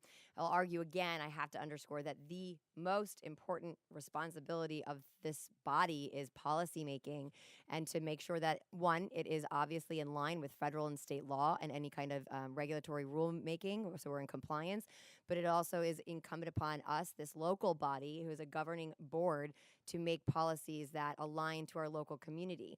And so there's a lot of different elements there, and we want to make it, for sure, it's efficient and streamlined, but it's also representative of the community with which we serve. There's no doubt that Neola has a process. Again, the next step would have been adopting board docs, which is a very simplistic and arguably a more a more user-friendly platform. The challenge is that the reality of the workflow process, if we were to do what I believe is our absolute responsibility and due diligence and not do a quote-unquote rubber stamping, is always going to have a workflow through, as we see here, regardless if it's NEFAC or Neola. And then also because of that, because we are putting our local spin on it with our subject matter experts inside the district, and then our final adaptation of it as the elected board members, is that would require undoubtedly our legal counsel to then take another review of it. So we're reducing that, that value add that I think Neola puts forward, and good for them. I'm not disparaging them. I believe we have a different philosophy. I know as one board member, I certainly do, and I think that that aspect is such that it's almost so streamlined that it almost guarantees behavior to change, where you are reliant almost so much so to whatever they're putting forward, and it is actually taking away our local authority and our actual responsibility to create policies that reflect this local community and also are compliant. So that is one piece that I see. I will say I don't think that, and I'm not to disparage the other vendor, I do believe this, Mr. Edwards did come up, that they are not as streamlined. There's no question about that. I think they come, I know when I was chair before, formally, that when I took this on and I was concerned that there were, again, a lack of workflow processes, that there were some policies that were out of date that alarmed me because of our responsibility. And I'll never forget, they provided the updates in a CD-ROM. So, and that was very concerning. To date, they've changed it, but those are, so where I think there is an added area of opportunity in this spot is, I think that we have four times a year there's an update that comes through with federal, state, and regulatory updates through NEFAC, who we currently have. Is it perfect? No, but I do believe that they provide a baseline, and then we have our subject matter expertise and a workflow process that I am so excited about this, that will illustrate what needs to happen every time. Finally, we expend dollars on a lobbyist, and a lot of these things, especially when you consider some of the last legislation that was adopted or passed, last session, and there seemed to be so much consternation and different questions and all these. We have attorneys that are part of the associations that have what's that called, the share, not the share file, but you guys will communicate with one another to hear back from what they're doing in one district, again, just to get a sense of it. But we also have lobbyists that were there, so they understand the bill analysis, they understand the legislative intent, and I don't know, I think that we may not be tapping in. If we're spending money with our lobbyists, that is an area, why are we not deploying them into a certain element of legislative affairs as we go to adopt our policies if there are questions? They do also work with DOE. So again, if we're going to continue to expend those dollars with a lobbyist, that is a part where they could play a role and help add a little bit more expeditious nature to this. But at the end of the day, in my personal belief, that our responsibility is to find an efficient way that's not going to be burdensome to staff, but that does not take away our responsibility, our sworn responsibility from a policymaking standpoint. And I think this kind of sets that perfect balance to ensure compliance, but also allows our stamp on it as elected officials. So that's my take, but I do understand. I think that, I don't know if that cleared it up, but that there were some elements that Neola offered streamlined, and I am not denying that. I don't know that that's the best solution. As one board member, that's my perception. So, are there any other? I would just quickly respond Yeah, by of course. saying, if and the legislative intent and the bills that have come down recently, which have provided consternation just not in our own district but across the state, I don't know if intent is necessarily part of our roles and responsibility in terms of enacting policy. I don't know that that's our role, but what I did hear that is not in this process. If we're paying for lobbyists, why aren't we including it into this process in some way, shape, or form? And one of the reasons why I voted for Neola in the first place was that I think it was Mr. Eno said he wanted to be the leader, and Sarasota is the best of the best, and there's not really a comparison between NEFAC and Neola. Neola is the leader, and that was kind of why we went in that direction. So I'm not. And we'll all cast our votes. I don't. It's not necessarily a debate. I'm just putting it out there that I would gladly look for lobbyist input or some level of expertise in how a policy moves forward. Thank you. No, the reason I brought that up is I think the conversation about the responsibility and org chart or what have you of someone owning this. And then there was an element of governmental affairs component. I look at other governing bodies. If you look at, for example, the county, they have an in-house lobbyist. They're structured very differently, but they also play a role in the policymaking process. And so as we go to codify this process into an actual policy, to Dr. Foster and Mr. Duggan, I'm hesitant to include lobbyists specifically because we may not want them to from a policymaking standpoint. However, so that's being said, when we do employ a lobbyist, they are our liaison to a governmental affairs. I think we are missing out on including them.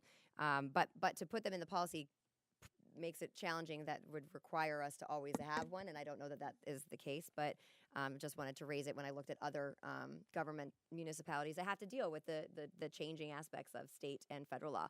Mrs. Rose. Thank you. I just want to say that I agree, Madam Chair. I don't want to include the lobbyist in this. I think that they are one more piece of expertise that this process can rely on when it is something that is necessary or is merited. The reason that I originally went with Neola was strictly a workload of staff. And I did not see that change in any way, shape, or form, and indeed may have perceive it as the same or an increase in workload. So I'm also a strong proponent of being the model and setting the pace, something that we've done well historically. We've been a model in a multitude of arenas, and I would like to see us be that with policymaking, and as compared to the Neola rubber stamp of all districts start to go into a template. Thank you. Thank you. Okay, so if there are any additional comments on that, so I guess the next step would be, I know we have this process in place, and so that continues to ensure that we are on schedule to make sure we're compliant with all of the new laws. Tonight we have the termination of the contract. I just want to make sure everything's prepared for that. Mr. Duggan, is that? Well, I mean, it's up to you guys, but No. the I mean, contract can be terminated. yeah. Okay. And then, then my next question would be just to bring back to us a policy that codifies this development and process. Okay. Seeing no additional comments on that, the next item is advertising costs for public notices. Mrs. Penner.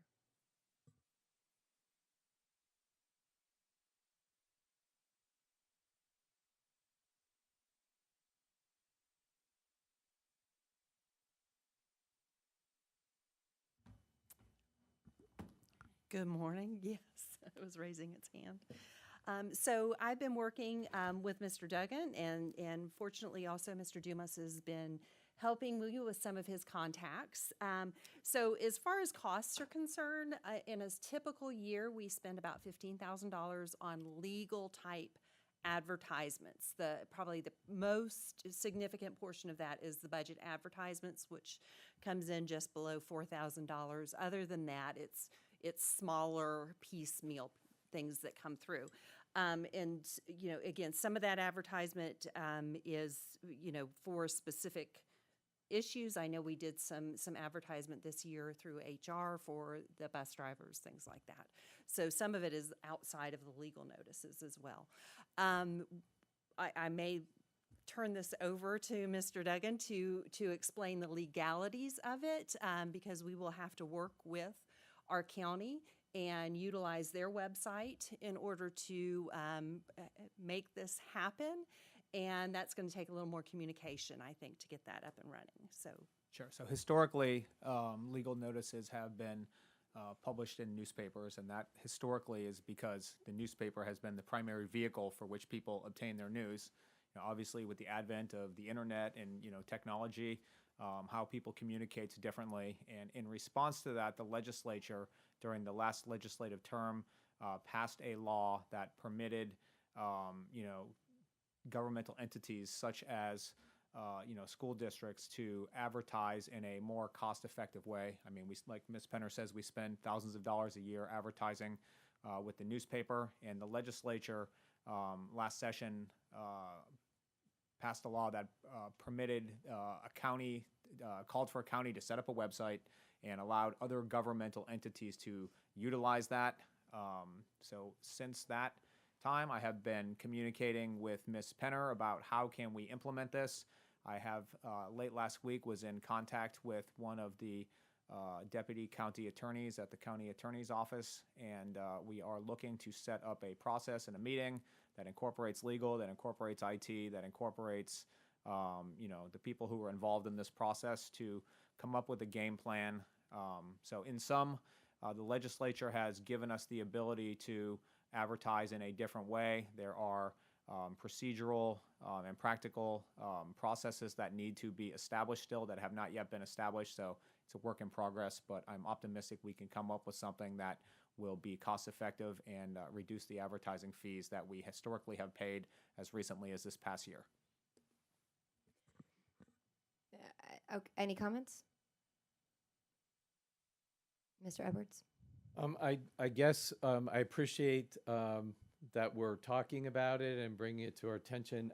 I guess for me is when are we talking about this as an actual decision? So I think that goes back to when the county is ready and has the ability to add us to that website. At that time, I think once we've determined some of those logistics, we will need to put an advertisement in the newspaper, something we'll have to do annually to explain to the public that we will be using this online option. I don't think that there's any specific time of the year that this needs to happen. So again, if this is the pleasure of the board, we can do this as soon as the county is able to handle our business. I guess from my point of view, I'm sort of talking through that when you're ready and all of the details have been worked out, and then it comes to us as a business decision vote. So I guess that for me would be the appropriate sequence. Yeah, that's fine. However you guys want to do it. And just to add something to that is the legislature has put in minimum requirements. There's nothing stopping us from going above and beyond the minimum, but we at least, if we're going to make this transition, need to comply with the minimum legal requirements. Like, for example, like we could still advertise on our own website and things like that at basically no cost, in addition to the county's website, that type of thing, just to have more transparency and to make information as accessible as possible. And those would be beyond what the pure legal minimums are. I guess my question would be what, I don't want to take, I like the cost aspect. I think more people will have access to our policy changes than they do honestly, when we put it in the paper. So I see those as all wins. My question, I suppose, is why go to the county versus putting it on our own website? And it was something we could do right away. And again, when I'm thinking about adopting this policy, I'm like, oh, well, if we add it to the workflow process, if we're doing a third party to the county, then we would need to, when ready, add it to the amend our policy process so that it reflects that. Why go to the county? Is there could be a valid reason. I just don't know why. I believe, and again, Mr. Duggan could respond to this. It's my understanding the interpretation of the law is that there be one conduit for each county, meaning that there's one website that is managed by the county government. So just as a matter of, the public understanding, this is where I go, and not that I have to go to different organizations or different entities' individual websites, but this is the one location of all public notices. I would just add then, going above and beyond that, I would like to see us have a tab on our website that literally just says public notices, policy changes, so people who are interested in Sarasota County schools will be able to visibly say that, but then to be compliant, we'll work with whenever they're ready. I just want to be thoughtful of not expending too many resources on you or you, Mr. Duggan. We know that the county is doing it. We'll keep our ears to the ground, right, so that when that's ready. And then, Craig, I see you. Our communications department can be prepared for that. And then it be brought to, go ahead.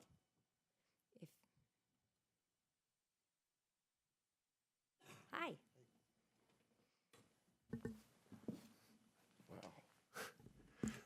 So thank you, Ms. Ziegler. We've already gone ahead and done that. So on our website, we already have policy notices. We have them linked there so that when you click that, it takes you to a page where there is the actual policy that's being discussed. Once it gets voted on and moves forward, that tab will go right under it in a different color that says approved. And we'll do that. Whenever we put something up, it goes out on social media that says here's proposed policy update or what we're talking about. And then so we put that up. And then once it's approved, here it is, a link right to the page. And then we also plan in that same spot to have a link to the county page so that when people see that, they know that they can click here and see all the county things that are happening, but the school board can be found here and there, as well as the social media, which is, I think, important because that's where a lot of people are finding our information at this point. So we worked with Patrick. That'll be on every school's website. So it won't just be the district website because we know a lot of parents, they want to go to Ashton, what's going on in Ashton, and the policy will be right there when it gets posted, and they can click it right there and take us and navigate from that point. So Great work. But the county needs to come over onto our server. No, to Mr. Edwards' point, so then from a time frame of action, since to be in compliance with the law, because we would need to change our policy as it stands right now, as it mentions the advertisement in our local regular circulation. I don't even know if it specifically says the Herald Tribune or if it just says a regular circulation, but I want to make sure that when that change is done and the board has to make that decision, that we change the corresponding policy to reflect that. And so what that timeline is, I guess we're reliant upon when the county is moving forward. Am I understanding that correctly? Yeah, so we're in compliance right now by advertising No. in the paper. This is an alternative way to do it. Correct. But yes, the first thing that needs to happen is the county needs to set up a website that complies with the statute, and then we need to then work with them to implement a process so that we can utilize their website and still do all the other things that we need to do on our own. Okay, so we are waiting on them, and then it would come back to the board, and then that would be our final decision. Are there any other comments, questions, concerns? Okay. Thank you. And seeing no other items on here, we have members' comments, and we will go to Mr. Edwards. Thank you. I see that we have Jennifer Vine out in the public space, and I had suggested that we invite Jennifer to our next workshop when we were talking to our search candidate or search firm candidates. I mentioned to the board that she had sent us an email offering her services to handle all of the community piece. I hope I'm saying that correctly. Anything that goes out to the community, whether it be town halls or community committees or any of those sort of pieces. So I would love, if we can, and we have the time, to invite Jennifer up and hear her thoughts, if that works for. That's fine. Yeah, well, come on up.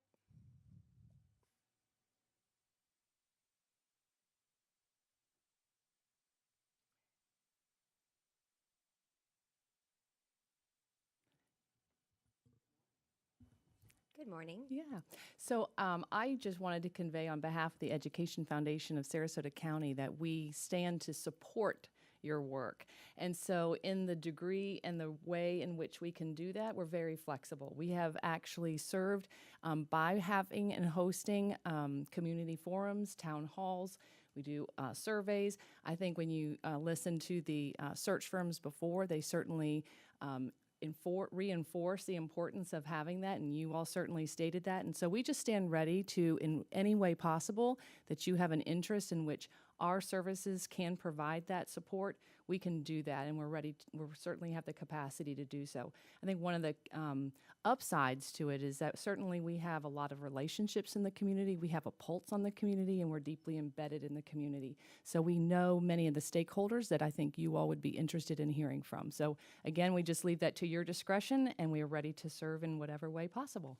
Perfect. Thank you. No, I know that certainly was mentioned by other colleagues I know in the past, and looking ahead as we draft the scope of final work with the contract with the search firm, but engaging the community in a variety of ways. And I know you guys have helped us as the district in many, many different aspects. So I appreciate that. Any other comments? Well, thank you. And then I know, so, and I apologize, we have, so comments, this was more towards, we added a couple items because I'd like to just get work done if we're convening. So, but Mr. Edwards, we had affordable housing update.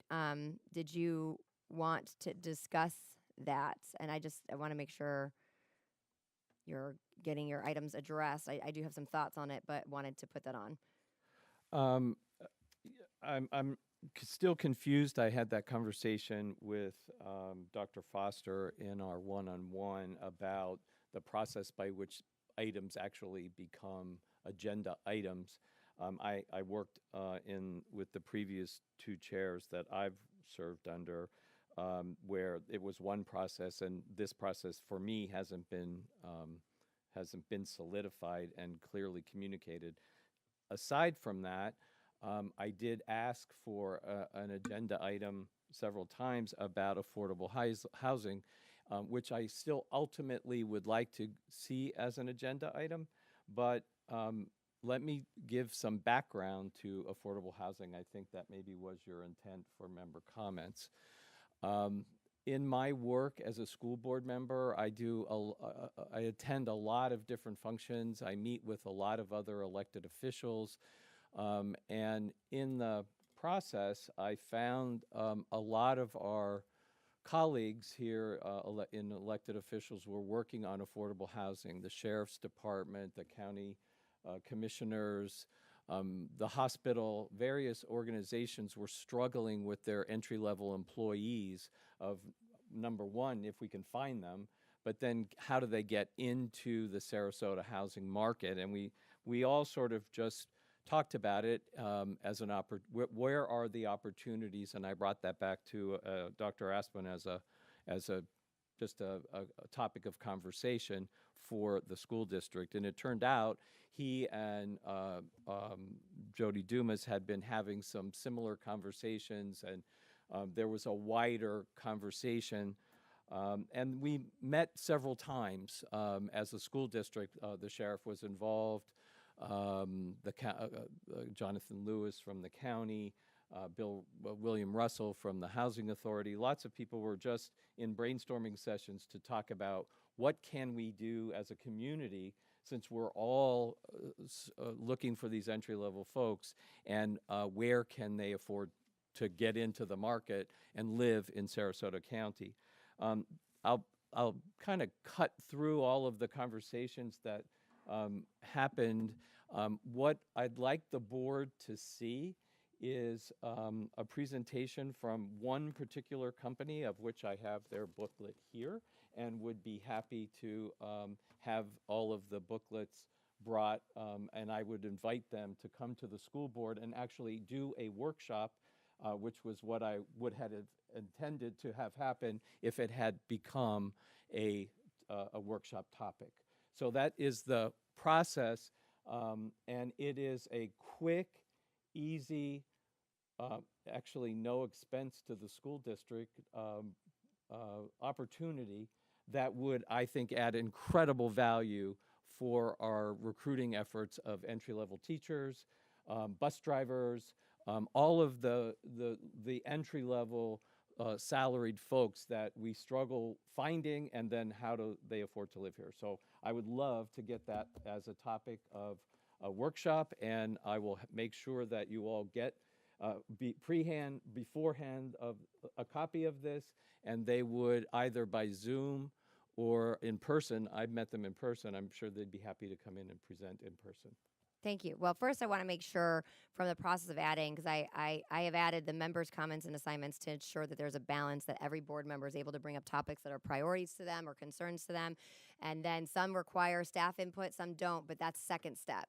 So if you look at Neola or what have you, I'm trying to think of some others, that after I brought up certain things, then it would discuss as a board, and then at that board meeting there was actually a formal action taken, whether it be that it's a workshop where we're taking more additional information or we're taking action formally. I want to balance it so that every board member has a voice on bringing things that they're important to them and has a mechanism to bring them forward. I think when it comes to so if you look at the just to clear this, and then I'll get back to the affordable housing. We have the top of the workshop, which is usually staff or some kind of presentation. Sometimes, in this case, would be some other outside entity providing a presentation.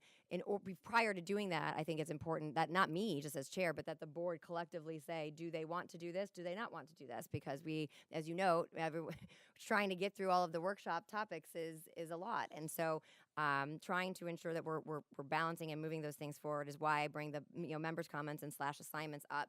It's both on the workshop and on the board meeting to allow for that action. So I wasn't sure with the affordable housing, and because we can't talk, what happened right now was exactly what would be helpful to figure out what the next step is.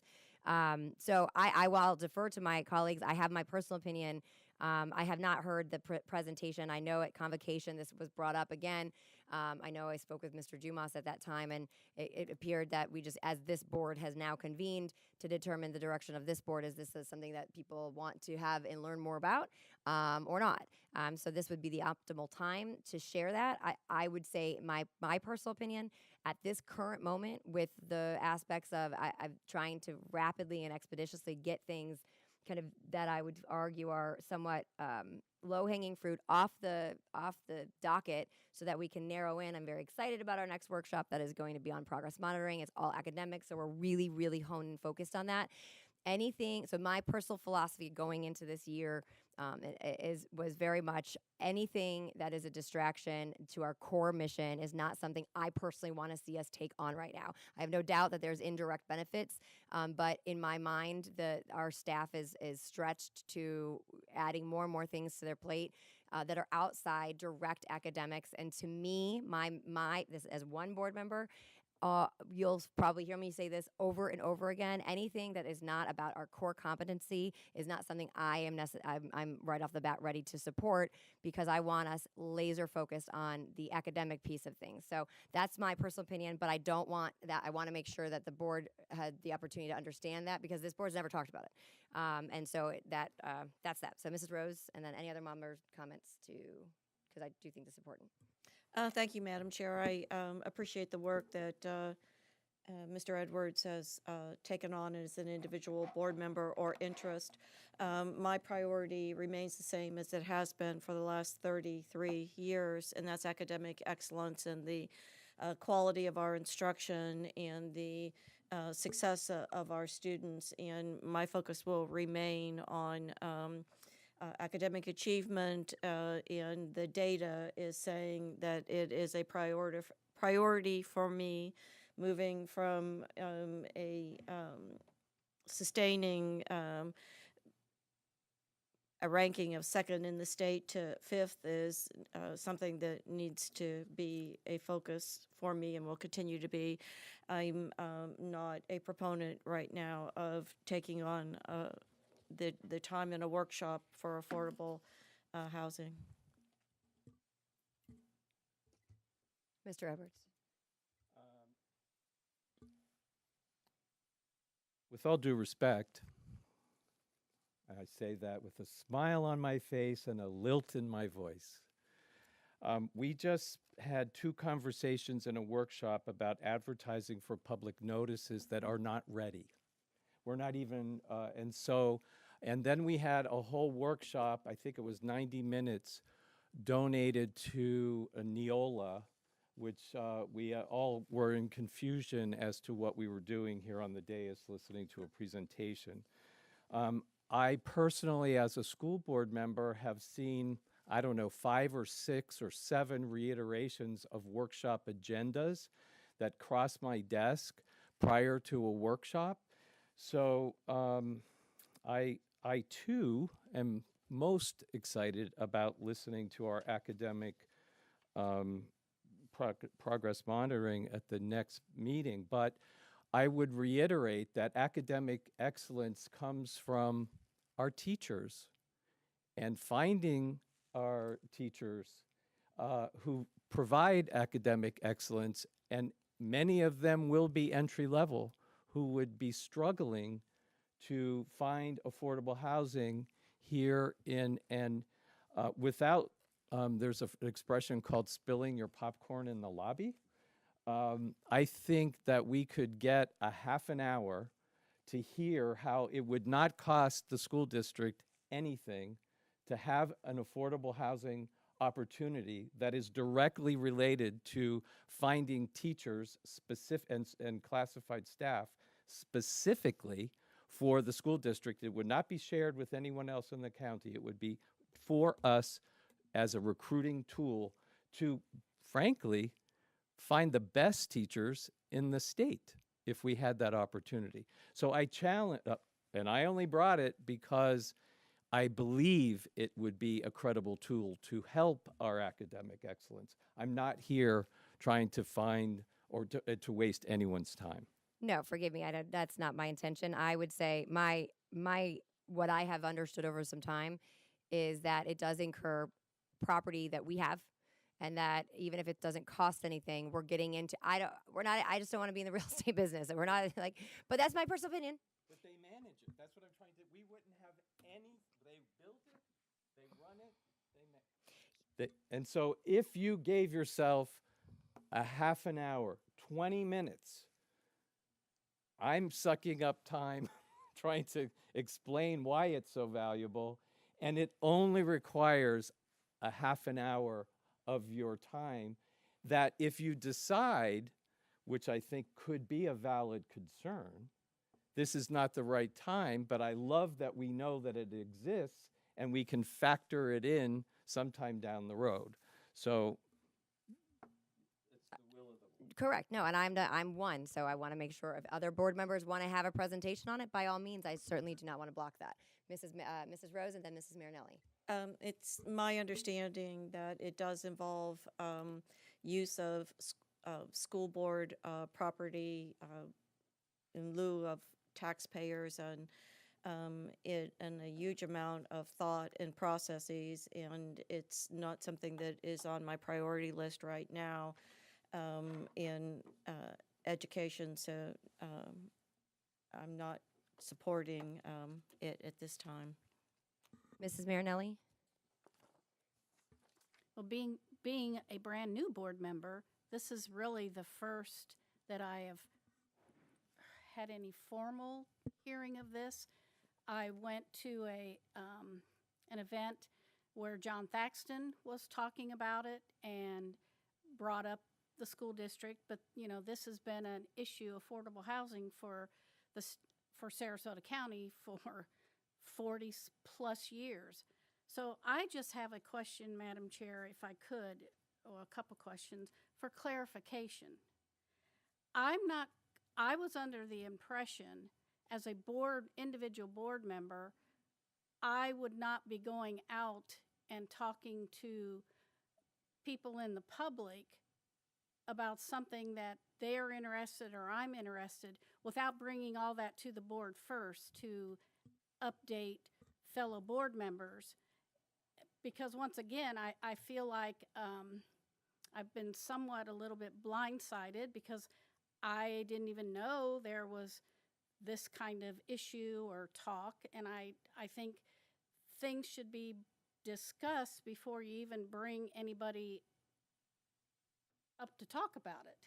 So I need clarification of what is a board member's responsibility going out on their own, because I hear violation of sunshine and all that, so I need to know if that's brought in. And I just feel like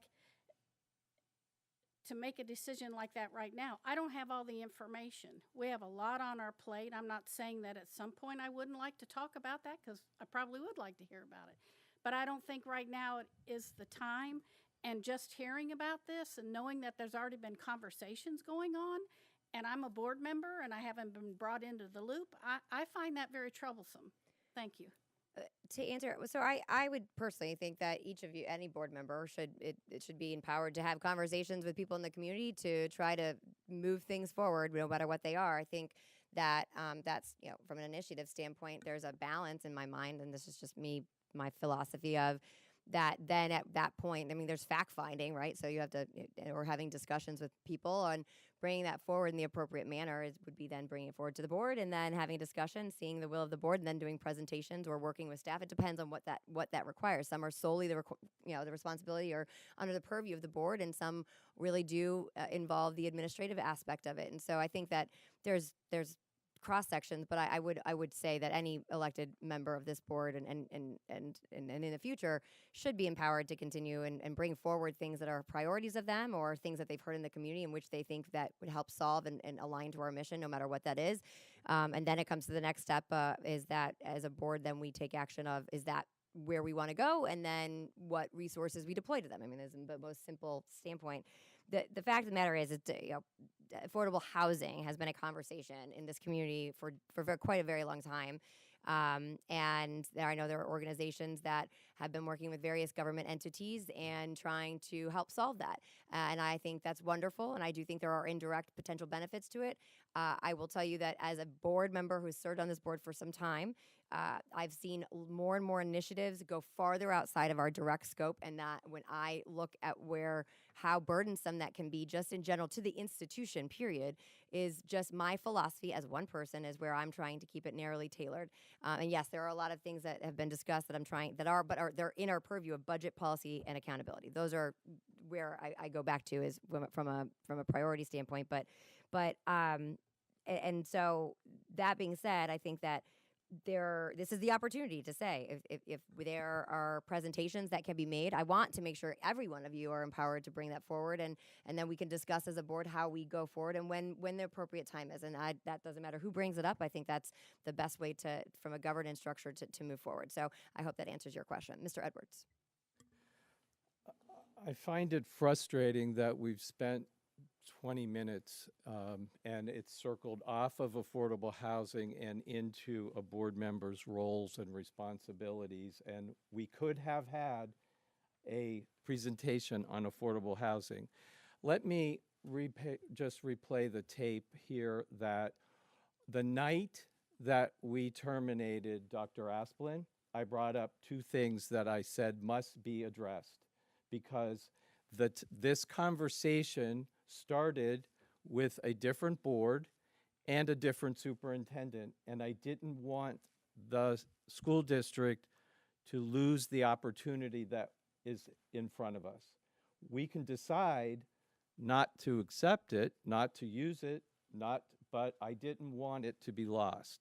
The second one, which is talking about the hospital and healthcare academies, again, they were brought up forthrightly to address Mrs. Marinelli's concern so that everybody on this dais would be, and I brought it up that night. And so I kind of take offense and resent, and frankly, it feels kind of political, to use a term, that I'm being silenced and that my ideas of what I am a proponent of parent rights. I believe in parent rights, but there are people here on the dais that have made that their initiatives. I use my personal platform a different way, and I don't need to be empowered by anyone on this dais one way or the other. So I will continue to do what I think is in the best interest of educational outcomes for the school district, whether this board chooses to hear it or not. Thank you for that. And for very clear, to make sure there's clarity, Mr. Edwards, I have had ongoing discussions to make sure that the items that you have brought forward were properly addressed so that you aren't being silenced. And moving to any items that require staff or decisions, one being the trade academy / what's happening in South, at STC South, of which I don't really have any details of. I think it was brought up by this board before, that has been discussed with the superintendent as well as the executive directors to prepare for that to be properly presented to before certain agreements go forward, before the board has made any priority or direction. So none of your things are being silenced. This is a next step from the affordable housing. I am one board member. This was the opportunity to bring it up and see where the will of the board is. I am saying I don't think right now, and certainly that's not my priority. I'm not going to speak for my other board member. Well, I guess I'm summarizing. Mrs. Rose had mentioned similarly. Marinelli says maybe sometime in the future. So in my mind, we just bring it back up once we start to get things off the docket. And then perhaps the will of the board will be at that time. Do you have any other items? Of course not. Okay, Mr. Enos, do you want to? Okay. So thank you. So I did tell that the last time I did tell everybody that we would be looking at something that wasn't a positive. One of the things that I was approached by is regarding to naming of the buildings and facilities. And I was approached by a couple of different people in reference to some recognition for some excellent role models and educators in the county. So I did meet with the superintendent, and I did meet with staff in regarding to this. And one of the things in policy 8.55 that everybody got prior to the meeting was that there was no process in it in actually how to bring a name forward or how to be able to actually get to a place where you would be able to do a name. So ultimately what we did is, and also work with Mr. Dugan, is we were able to add it in there that there's now an actual process on how to bring it forward and to be able to recognize excellence within our district. And obviously I submit that for everybody for them to look, and you'll see the additions of Ms. Foster would speak on it. I think this is something that, we have unbelievably talented people that work here. And this would be an opportunity that now gives a process to be able to recognize them formally as we move forward. Great, thank you. I don't have any, Mrs. Rose, you were on here beforehand. So. Well, I actually did want to address the, thank you, Madam Chair, the policy that Mr. Enos just reflected on, and look for clarification on E and F. They almost could be interpreted as saying two different things, where cabinet, where F is indicating that it comes to the final vote to the majority of the board, but E shows that cabinet is deciding if it goes to the board for a vote. So I'm looking for clarification between E and F, and also looking to D in past practices and how that fits in. As a principal at Sarasota Middle, I was actually called, and it wasn't a construction piece, and it was the media center on campus. The district was actually letting me know that there was a contribution and a name that would be decided. So it didn't occur in this process the way that it's written, although I wholeheartedly agree with the process. I'm just looking to see in that particular situation, it was a donation, it was a building that was already in existence, and the district had accepted it, and the school did get the contribution, but the naming was decided by the district. So is this where we're going in lieu of all past practices, the difference between E and F, and is it always going to start at the school level versus coming through some other venue as it did when, in my experience, and I'm not advocating for anything, just I'm going to direct it to the superintendent. So we went through a process of, initially it was brought to us to allow for naming rights that did not involve financial contributions. So we still have the financial contributions, which basically that would be under Roman numeral 2, as if somebody wants to make a financial contribution.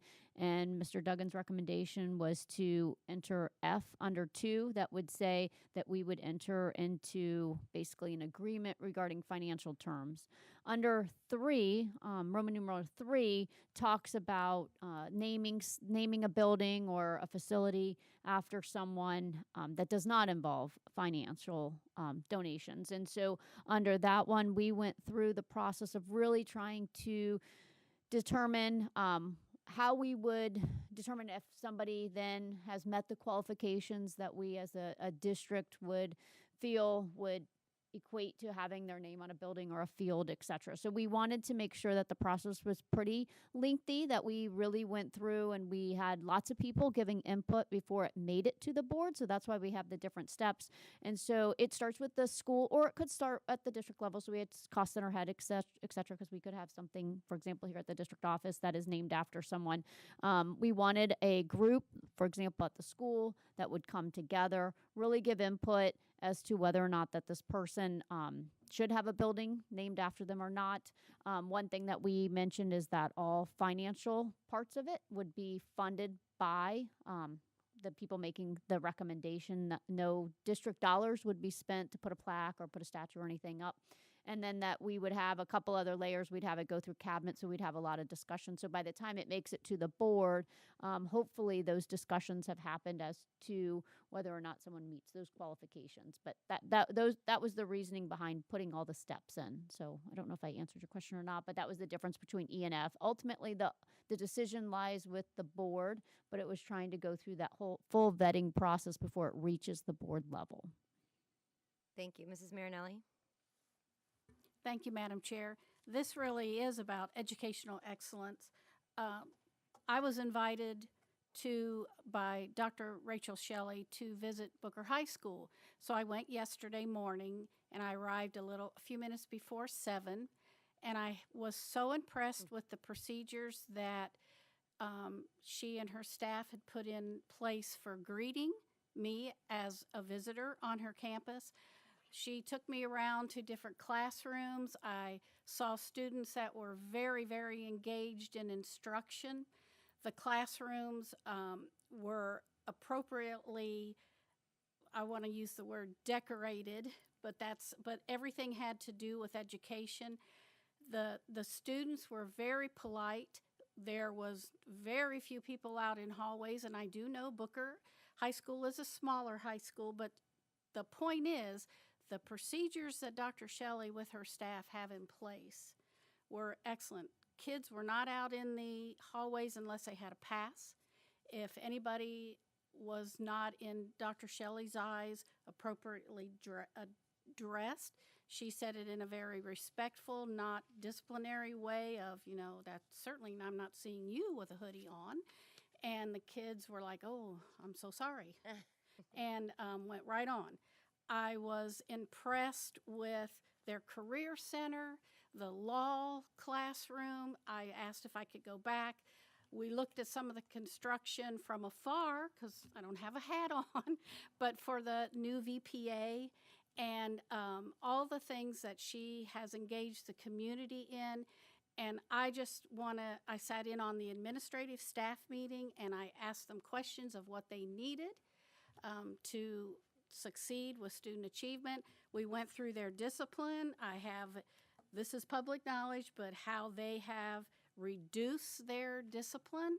So I just want to give a shout out to Dr. Rachel Shelley and her staff and the students that my 3 hours there were very informative, and I was just highly impressed with the level of instruction and the discipline and the respect that I was shown and that I saw others shown. So I would encourage anybody to give a call and go visit that school because it really,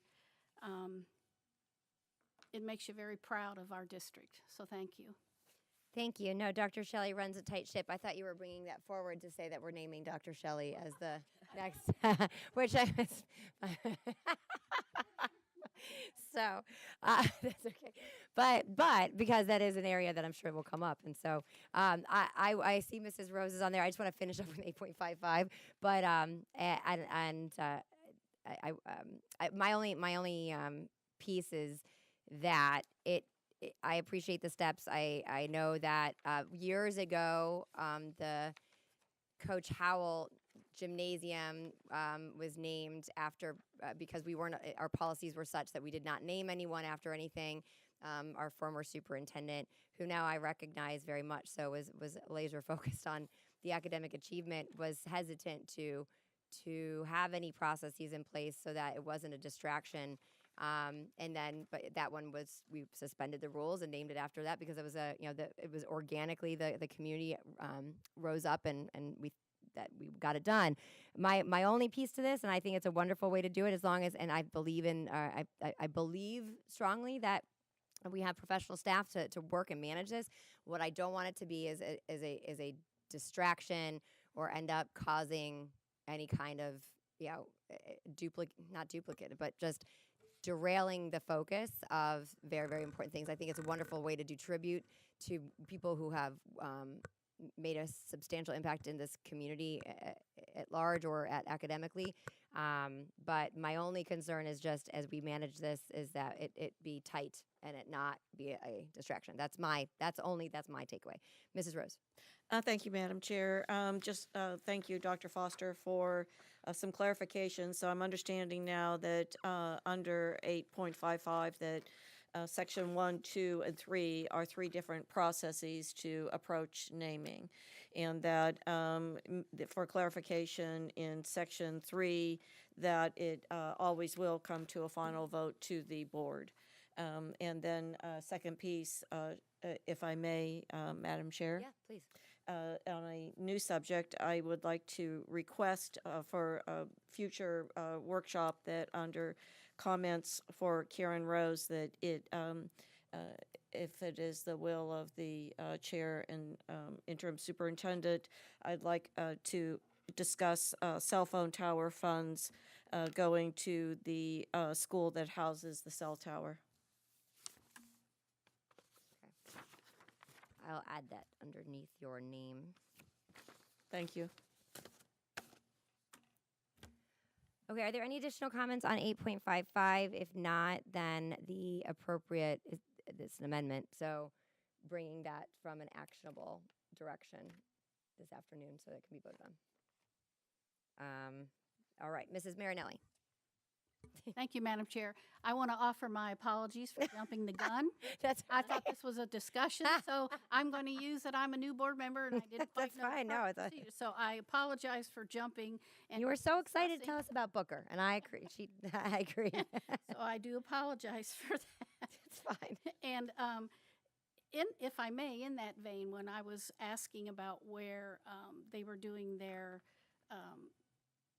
productions, their plays, and she said that I believe it's and Jody might be able to help me with that, but I think it's at SCF that they're having to pay rent on, and I just thought that was maybe something that we could discuss as a board, that maybe they wouldn't have to pay out of their own budget the rent for SCF because they're under construction. I think that's something that we as a district should not make that come out of their budget if that is the case. Dr. Foster, Mr.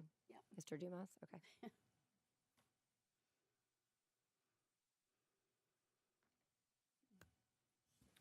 We have in the past, and Ms. Penner and I had discussed this a few weeks ago, that we are authorized to be able to pay that rent for that facility out of the construction budget, so we're going to take care of that for Dr. Shelley. Yep.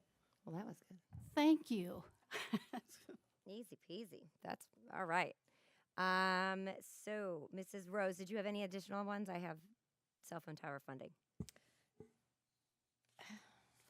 Not at this time. Okay. Just for me, again, we have a lot of workshops coming up, so I wanted to just make sure everyone knew, because we talked about this last time, and I went back and forth with staff and Mrs.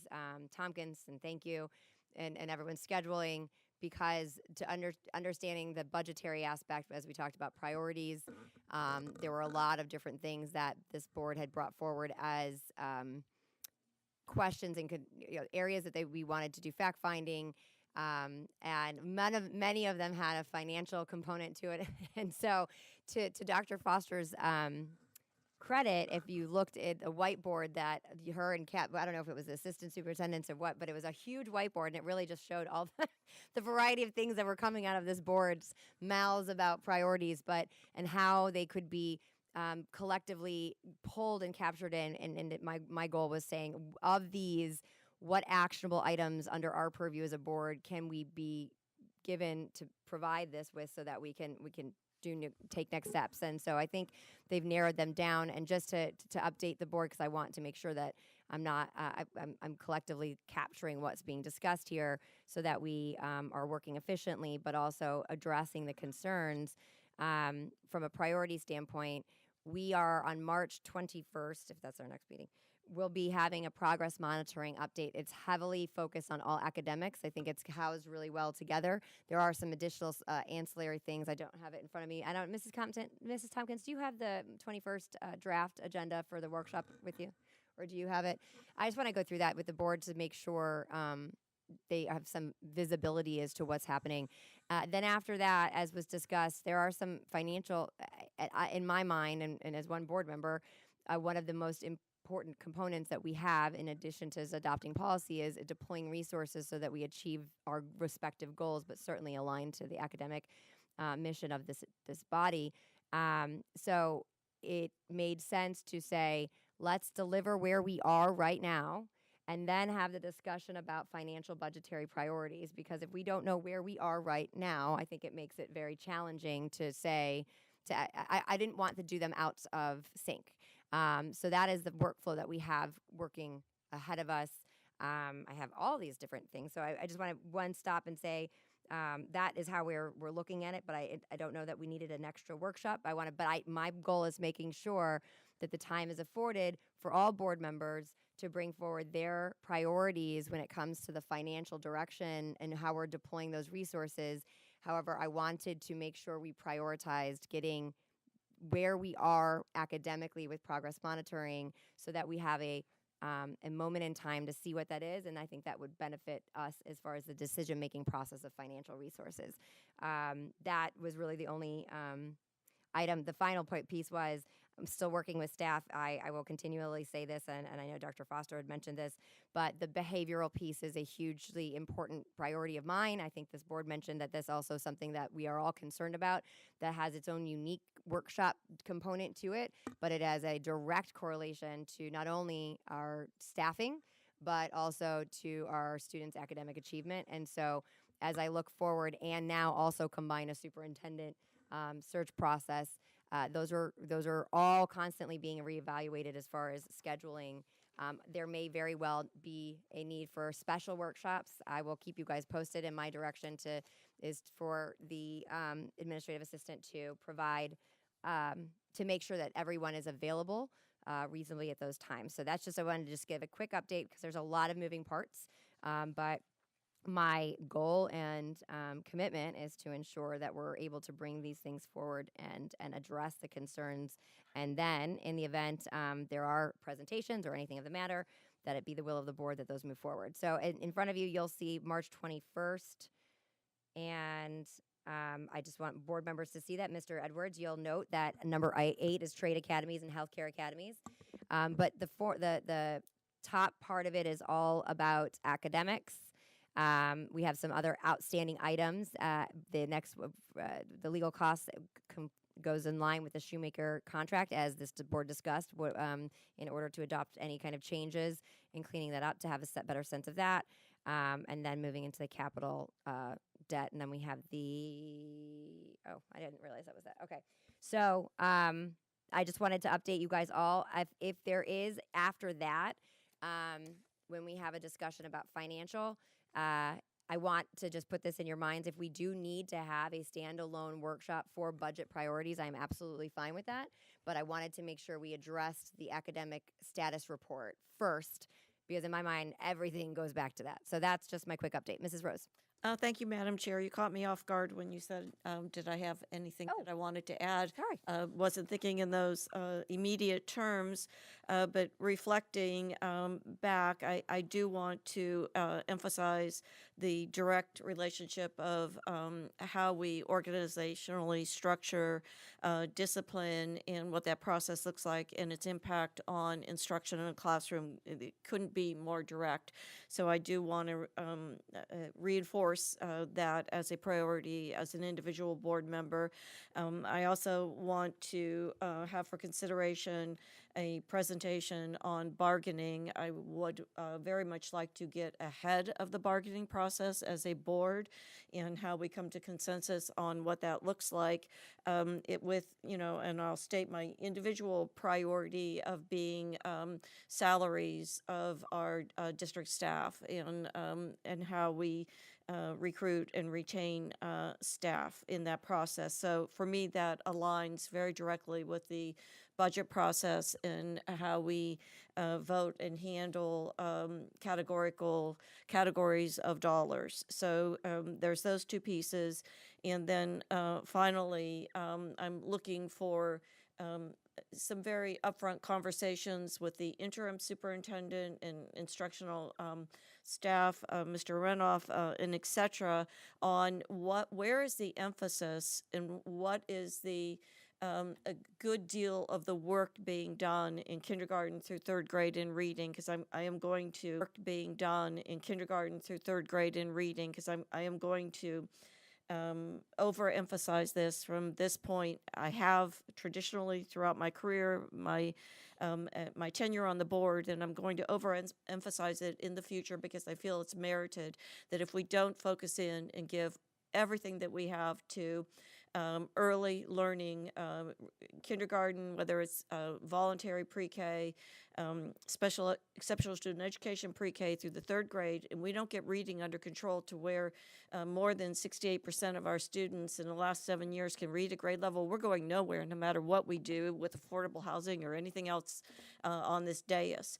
And I tend to believe, and I don't know, and I'm frustrated that I don't know. It's a good frustration because I applaud the community's involvement loudly applaud the community's involvement, but I have a suspicion that the Strauss grant is contributing a lot to what we're doing in reading, and I think that if indeed that is the case, that becomes a top priority as well of what is that reading initiative, what does it look like in K-3, what is the money involved, what is the staff capital involved as far as the workload on our staff, and what is the return on that applause, that investment, and what are we seeing so far early on? Because if I'm correct in my understanding, that particular grant started at the beginning of this school year, perhaps. And where does it stand, and what is the impact?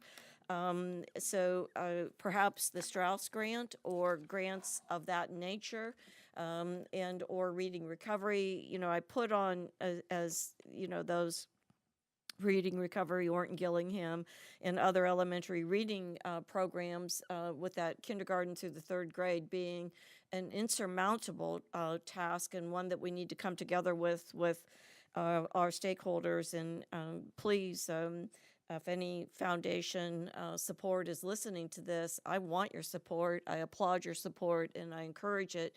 I just think it needs to be transparent, and we need to know what the impact is in a progress monitoring standpoint. So that number 3 on March 21st for me was really giving the board and the community and our stakeholders and those investing an opportunity to see where do each of these pieces stand, what is their impact, and again, I am not talking about the last 7 years of a lack of progress in reading in those primary grades as a negative.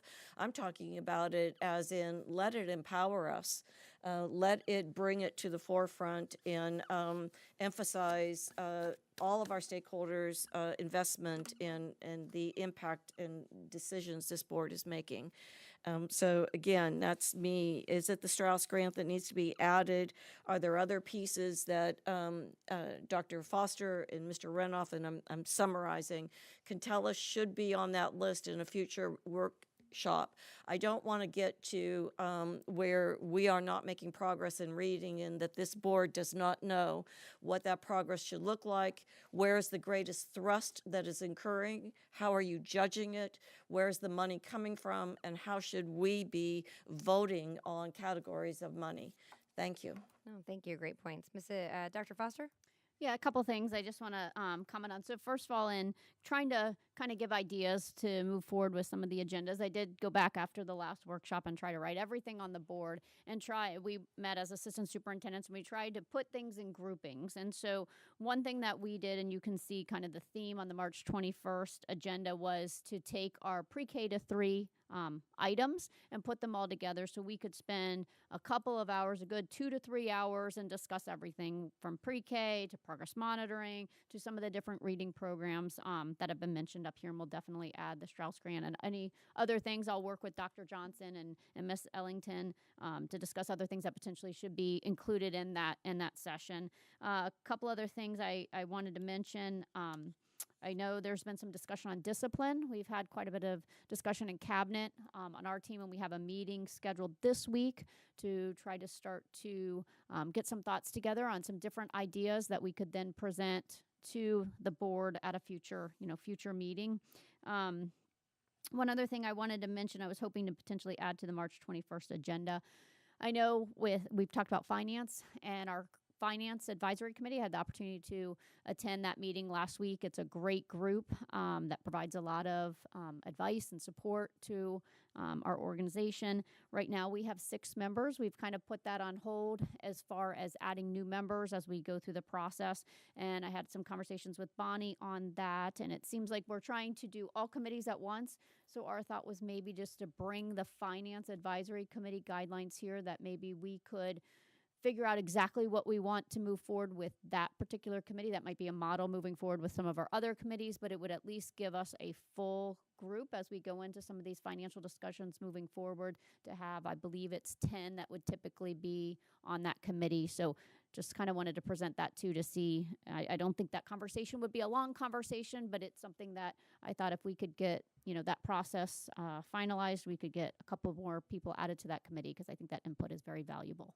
No, just to highlight that, and thank you for the grouping again to try to make them a worthwhile time frame of staff, but also to listen to all the variety. I mean, there were a lot. If you looked at this board, I think I took a picture of it, but I had all of the different things that all of us had talked about, and just trying to group them together so we're actually utilizing time, resources from staff, but also coming back with executable. And I think we did. I think you did a good job as far as deciphering kind of or interpreting what the requests were. Just to note, this is a draft that's in front of you. The apps, I know I've talked about this with staff. That's not, that is not going to be a staff presentation. That'll be under member comments to bring that forward as a discussion. Just wanted to clarify that. But as far as, discipline being a priority, certainly, if you're ready for that discussion on March 21st, not yet. Okay. But the other part, but moving to the FAC and the advisory committee, as well as the audit committee, I had actually looked at both of those policies as far as they pertain to how we select them, so they would mirror each other. There are some things that are not duplicative between them, but I think if we bring that forward for discussion and tweak the policies so that we can present it to the board saying that this is a board sanctioned committee, and then get those vacancies filled ASAP. I think that we should, as time permits, I think that we can easily get that knocked out really quickly, and that could be a good stepping stone for the next other committees.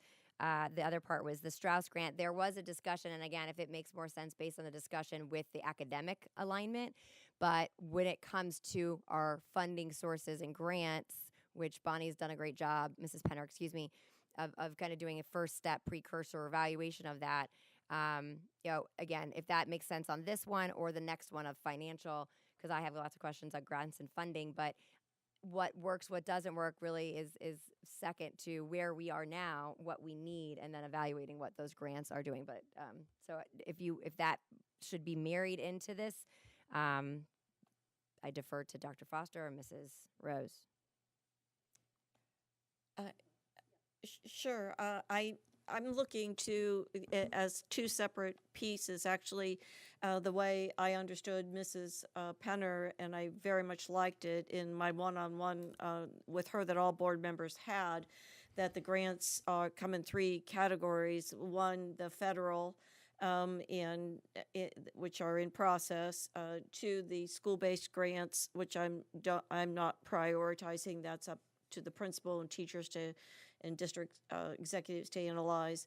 And then third, the initiatives that are coming from our foundations and that have I'm most interested in those that, as we speak right now, and from their initiation, that have had a direct impact on where we are instructionally. As we continue, if I understand us correctly, the consensus of the board has been to prioritize and get our arms wrapped around academic excellence, academic achievement, a focus on reading, which is at the heart of that if it pertains to a right now piece, I'm looking to Dr. Foster and Mr. Renoff to give that to us, to not that I don't have to say in May or June, this was a huge part of our initiative, and I have had, as a board member, no progress on what it meant. Before I let go here, I do want to say that I'm looking to Dr. Foster and Mr. Renoff that as one board member, I have perceived workshops trend to be everything that is great and everything that is happening and happening well and all the advocacy behind it. And I rarely hear challenges. Obviously, the data in reading for the last 7 years is telling us we have challenges. And I want to know what those challenges are. And I'm not interested as one board member, and I certainly look to my colleagues to what their investment is. I'm not interested in what I would call as a teacher and a principal a dog and pony show that lasts for 45 minutes or 30, and we have 10 minutes to exchange, and the world is grand. This is a grand district, and we do have grand employees, and we have grand investment. We have arts advocates here in the audience, and I welcome you, and I'm glad to see you. But I want to know our challenges. I want to know who needs money and how we can support that, because it's going to make the next difference. And or that where we're voting to spend money, that you're telling me that that date is moving and that that third grade reading is moving. So those are the pieces that. Thank you. No, I concur. So with that, I mean, hearing that, go ahead. No, I just want to say, first of all, thank you for the conversation, because honestly, this is near and dear to our heart, and you must have seen our presentation already. So honestly, because we know that you've asked for information on grants and foundations and everything else, but we didn't want to wait. We wanted to go ahead and bring some of that that's relevant to the conversation, especially around reading in the primary grades, that will be presented to you March 21st. So thank you so much. That's wonderful. So, and then I'm just gonna, and I know there's many others who want to make a comment. I'm gonna echo what Mrs. Rose said. I know I've had those conversations with staff, Mr. Renoff, as well as Mrs. Penner and Dr. Foster, of that. Even when we're talking about the presentations, because it takes time of our staff to create these beautiful presentations. But at the end of the day, if we don't know where the areas of opportunity are, it makes it hard for us to make informed decisions where we can really deploy resources. And I think, and then it's a guessing game. And as Mrs. Rose just mentioned, we have grant. That is not to say that we don't have. We have grand, amazing things inside this district. We know that, and we should continue to celebrate that. And I think we'll use special presentations during board meetings, but workshops are really to roll up our sleeves, get down to business, figure out what isn't working, what we tried and what we can't, whatever. I mean, the hard decisions, and they are hard decisions, but it's only what's going to allow us to become grander. So with that, Miss, I don't know, did you have any more comments? Because I know that. Yeah, if I can just mention a couple of things. So along those same lines, we've started to kind of map out future workshops as well and some of the topics. So we kind of have already come up with the next one, which would be in April, because the March 21st one is quickly filling up, or is actually pretty much at capacity, I think. So one question that I had, well, first of all, I'll just kind of share some of the things we have listed as potential topics. One is an overview of grants and the return on investment. So that is something that has been discussed here. We have the interagency agreements. And so looking at that and contracts and all of that goes along with it. Foundations and the programs that are funded there. And the 5th budget meeting from Bonnie as she's been moving through that process. And then, of course, discipline, we can add to this as well. But one question I had, I know we had some conversation that went back and forth regarding number of workshops that was discussed at our last meeting. So as we start to kind of map out April, are we looking for 2 meetings, 2 workshops per month? Or what is the, just so that I can work with our staff, and we'll continue to try to map these things out and try to, determine when the best time is to present. Oh, I've been trying to go to one, but it's not been in the books for us. The challenge I find ourselves, I think realistically, and this was today, if you look at today, it was started with the superintendent search. I think that from a scheduling standpoint, we ought to prepare for workshops for before both meetings, one being dedicated to the superintendent, oftentimes, so that getting the search to making sure that we are able to hit those milestones, because it will be fast approaching, and I don't want to tie our hands. But as we convene, again, being respectful of staff time, but if we are convened and there are items that we need to quickly get through, like today, which ended up getting, we moved 20 minutes, we'll be right back on schedule had we had all 3 presentations, that we need to optimize when we are together, if there are items that we need to talk about, if there are items that we need to get off the docket. But so that's a long-winded answer of saying I think it's reasonable to assume for the moment being that we will probably have 2 workshops a month at the current moment. And as soon as we don't need it, I am happy. Trust me, I'm happy to make that not be the case. But I think we have an obligation to get a lot of these things moving and shaken. So we get budget in the right posture. So we have executive session, and we're prepared for that from a bargaining situation. And we have our arms wrapped around where we are from an academic standpoint, so we can hit the ground running next year. So I hope that answers your question. May not be the response, but hopefully that prepares you accordingly. Mr. Edwards. Thank you. First, I cannot commend Mrs. Rose enough to bring up reading, because this was what was one of the reasons I understood why we were all here. and it was not a topic of discussion in and amongst the academic excellence, and I so commend her for saying that.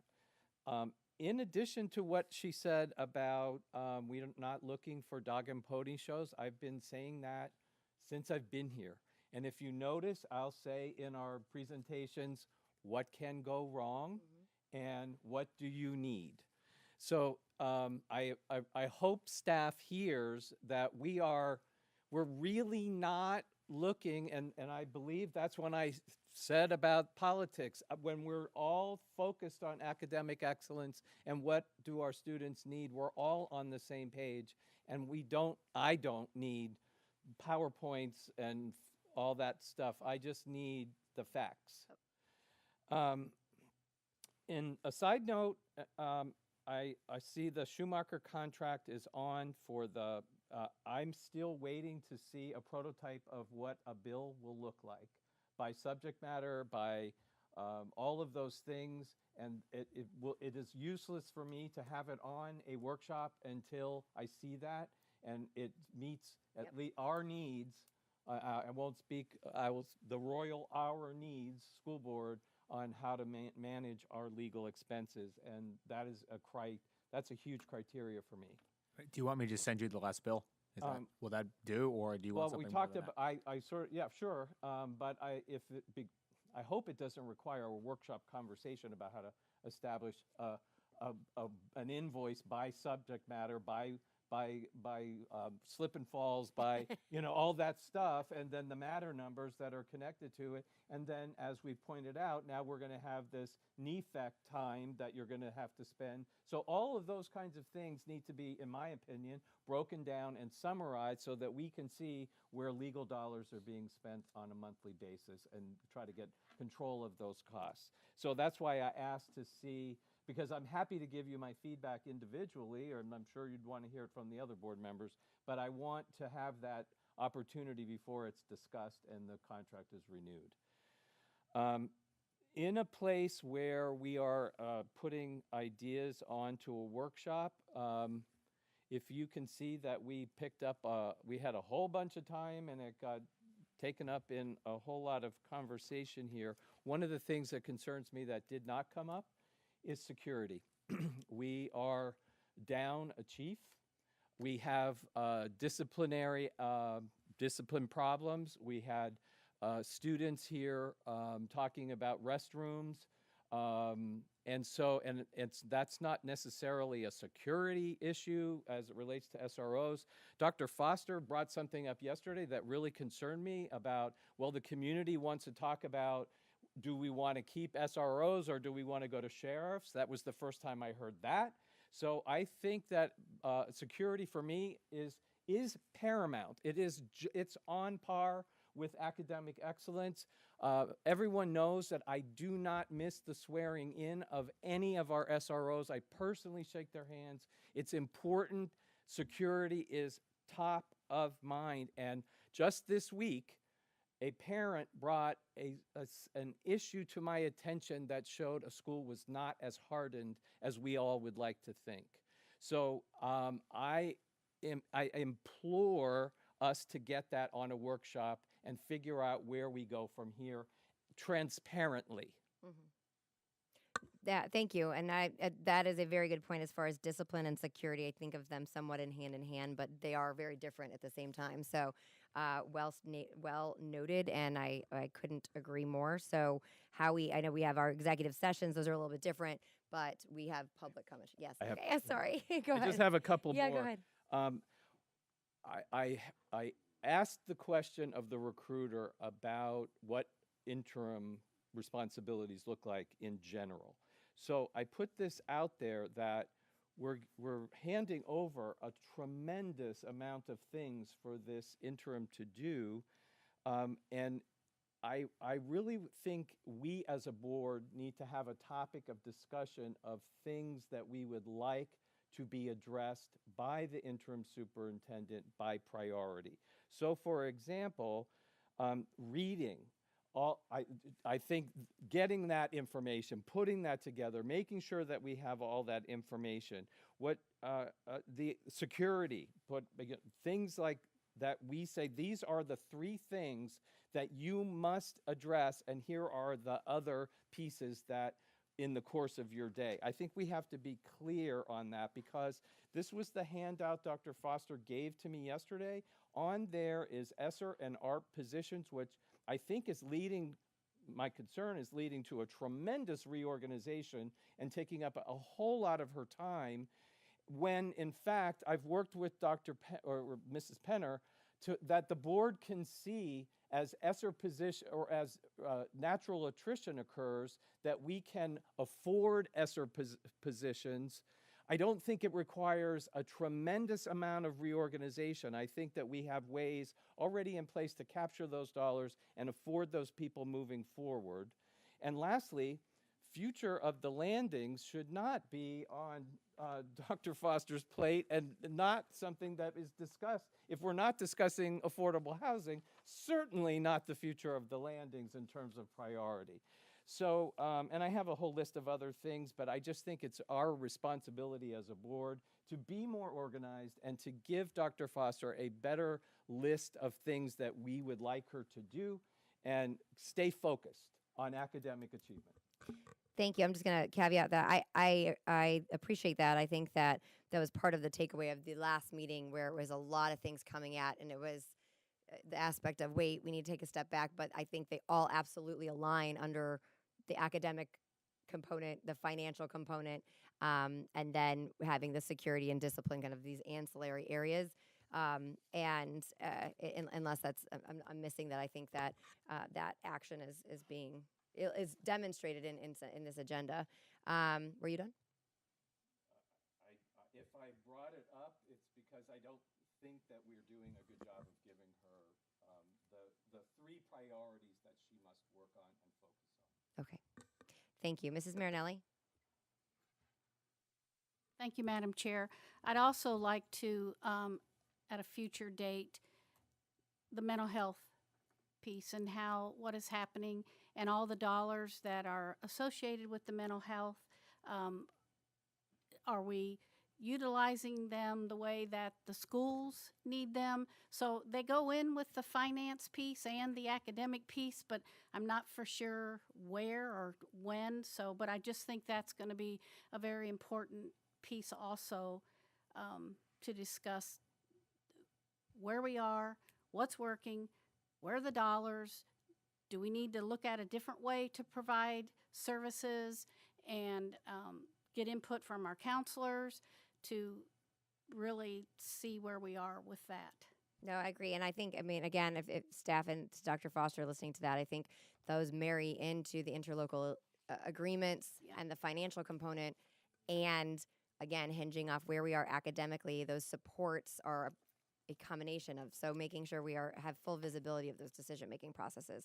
You know, as to what depth, I think we have all said very clearly, and this is probably one of the most exciting things, because I feel I too have shared this over the years of, from a presentation standpoint, I know it can be, it's not to cast a negative aspect, it's actually the humility of saying, hey, here are some areas that we have opportunity to grow, and that's okay. I think the more we're honest about that, the more we can build upon it. So that is probably one of my favorite things about today. But yes, I hear you. So as far as that is being included, I think that makes a lot of sense. Mrs. Rose?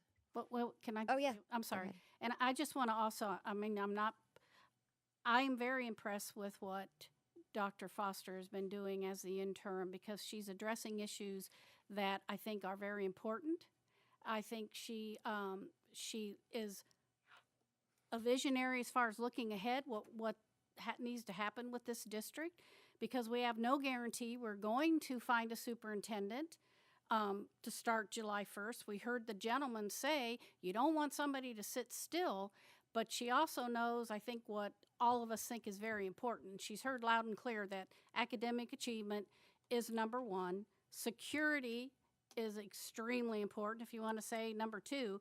So there are other things, but I think she's really doing an excellent job of looking out for the finances of this district, looking at what needs to happen, and being a former teacher and principal and executive director, she certainly understands academics. Thank you. Thank you. No, I want to concur. I have to say that there's been this is, interim is always challenging, but my personal opinion, and I've shared that with you, and I think publicly, is that, our students don't get that time back. I think you're in a leadership position, whether it's interim or permanent, whatever the title is. I mean, certainly we're talking about a search, but I think that in that position, action needs to be taken on what will move us forward. And I do think you have prioritized things and taken bold steps that I think were necessary and will continue to be necessary because it illustrates that we're focused. The final part is that I know when we are having one-on-ones and there are things that happen within the district that as a board member in the past, I would have no knowledge of it at all. And I know maybe it wasn't necessarily under the purview of the board, but eventually would be. And that train was gone. And as a board member, that somewhat frustrated me because there would be an element of what are we doing? That it's almost halfway past. Yeah, it's almost like we were ceremonially approving it, if that's a word, ceremonially approving it. And so giving an update of this conversation, certainly the landings, I'm not putting that as a priority given all the other things, but I know that has been discussed. It has been discussed, so I'm not sure if that was an update. I don't know. So that's all I wanted to share with that. Dr. Foster. Yeah, if I can just kind of mention a couple things. And so, first of all, I'll discuss the landings. And I know that's been discussed. I've been in the district 26 years. I think it's been discussed almost that amount of time. And so what has come up, and I've had significant conversations with Mr. Dumas, we are having to spend money by staying here. And so, for example, over spring break, we are having the elevators repaired in the 2 buildings. And so every time we bring people in to do these things, it brings up the discussion, how much do we want to spend and how much do we want to fix certain things that are needing attention right now as far as addressing the building. And so, my thing is, sitting in this seat, I think anyone who knows me, I've spent my entire life in Sarasota. I'm fully dedicated to the district. And so whether I'm in the seat for a month, for 6 months, for a year, for multiple years, I am fully into making the district the best that it can be. And so everything that I'm looking into or working with our staff to look into, my hope is that puts us in a great spot moving forward. My decisions are not being made in isolation. I am working closely with our staff, having significant conversations regarding ESSER. I have put that on the agenda when in discussions with all of you. There's a big concern. I sat in HR. We added a number of positions with ESSER dollars. They were 2-year positions. It's great to have the positions. I feel, from an HR lens, I don't want to be sitting here in a year and we are letting go a lot of people and we don't have a place for them. I feel, in working with the staff, I want to make sure that we are respecting everyone that is in these positions and that as we start to move forward and kind of plan going into next year, that we have a spot for everyone. We don't know what the landscape will look like next year as far as positions and finances coming down from the state. And so trying to start to look at our ESSER positions and moving forward and making sure that not only can we have a budget this year, but that budget moves into next year and that we can have a good spot where everyone is basically in a position that's equal or higher to where they currently are. Another thing is looking at some of the realignment. Some of that, if we're looking at reading scores and we're looking at safety and security, we do need additional dollars to make that happen. And it's a matter of looking at our resources and, really saying, are these things aligned? If we wait, not knowing how the superintendent search and what that time frame will be, it's possible if we wait till, let's say, a new person starts in August. Unfortunately, once that budget process is there, it's setting the landscape for next year, and it makes it very difficult at that point to change the staffing standpoint to impact instruction. So I'm working, like I said, with our, we've had great cabinet meetings. We've had great meetings with assistant superintendents, really having discussions about our organizational chart. Are we set up for success to support our schools? And so, I try in our meetings to share where I am. But like I've said, I'm probably my nature is I'm not one that just kind of stays in a status quo type thing. I am one that continues to kind of think forward, and I'm working with our team and really trying to make sure that everyone's heavily involved.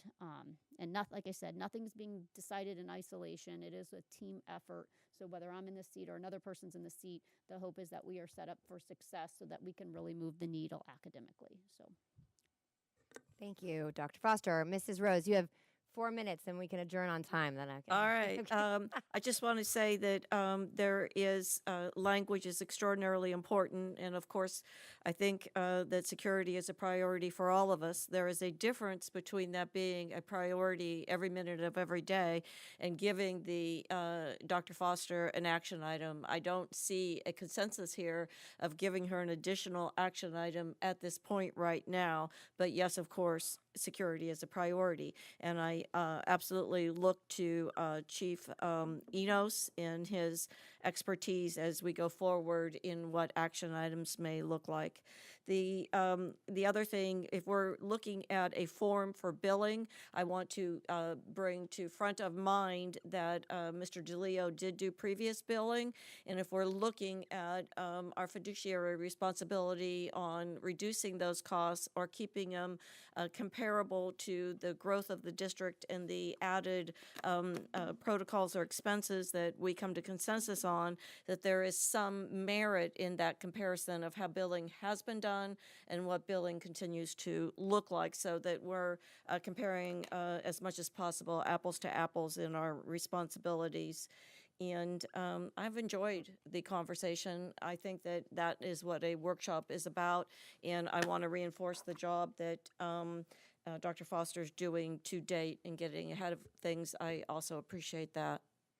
Thank you. I'll use the last minute and a half to, I like this conversation. I appreciate Mrs. Tompkins and Dr. Foster for having the next workshop on prepared so it could kind of get a sense of where we're going, because my goal is, again, so that we can work efficiently and handle the important topics so that we can make the decisions and be prepared to do so.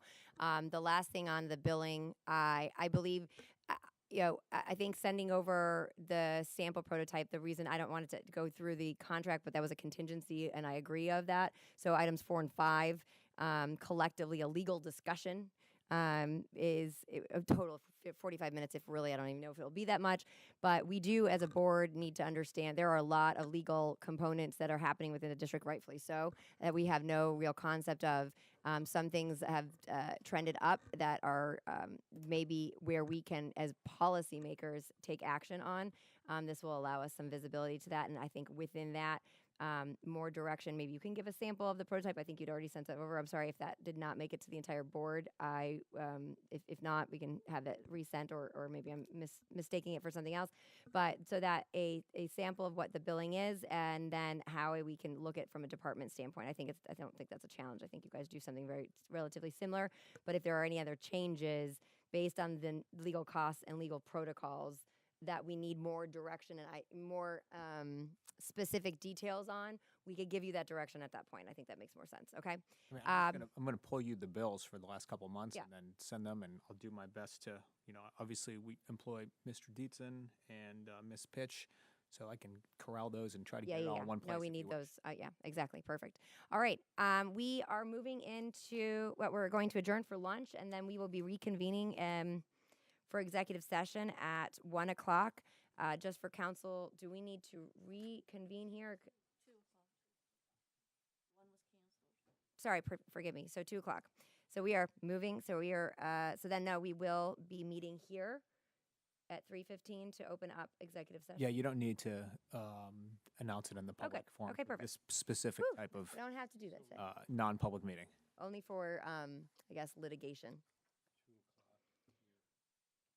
Nope. So, okay. So we are adjourning, and we will reconvene for executive session negotiations at 2 o'clock in room 315, and the board meeting will begin at 3 p.m. in the board chambers. We stand adjourned.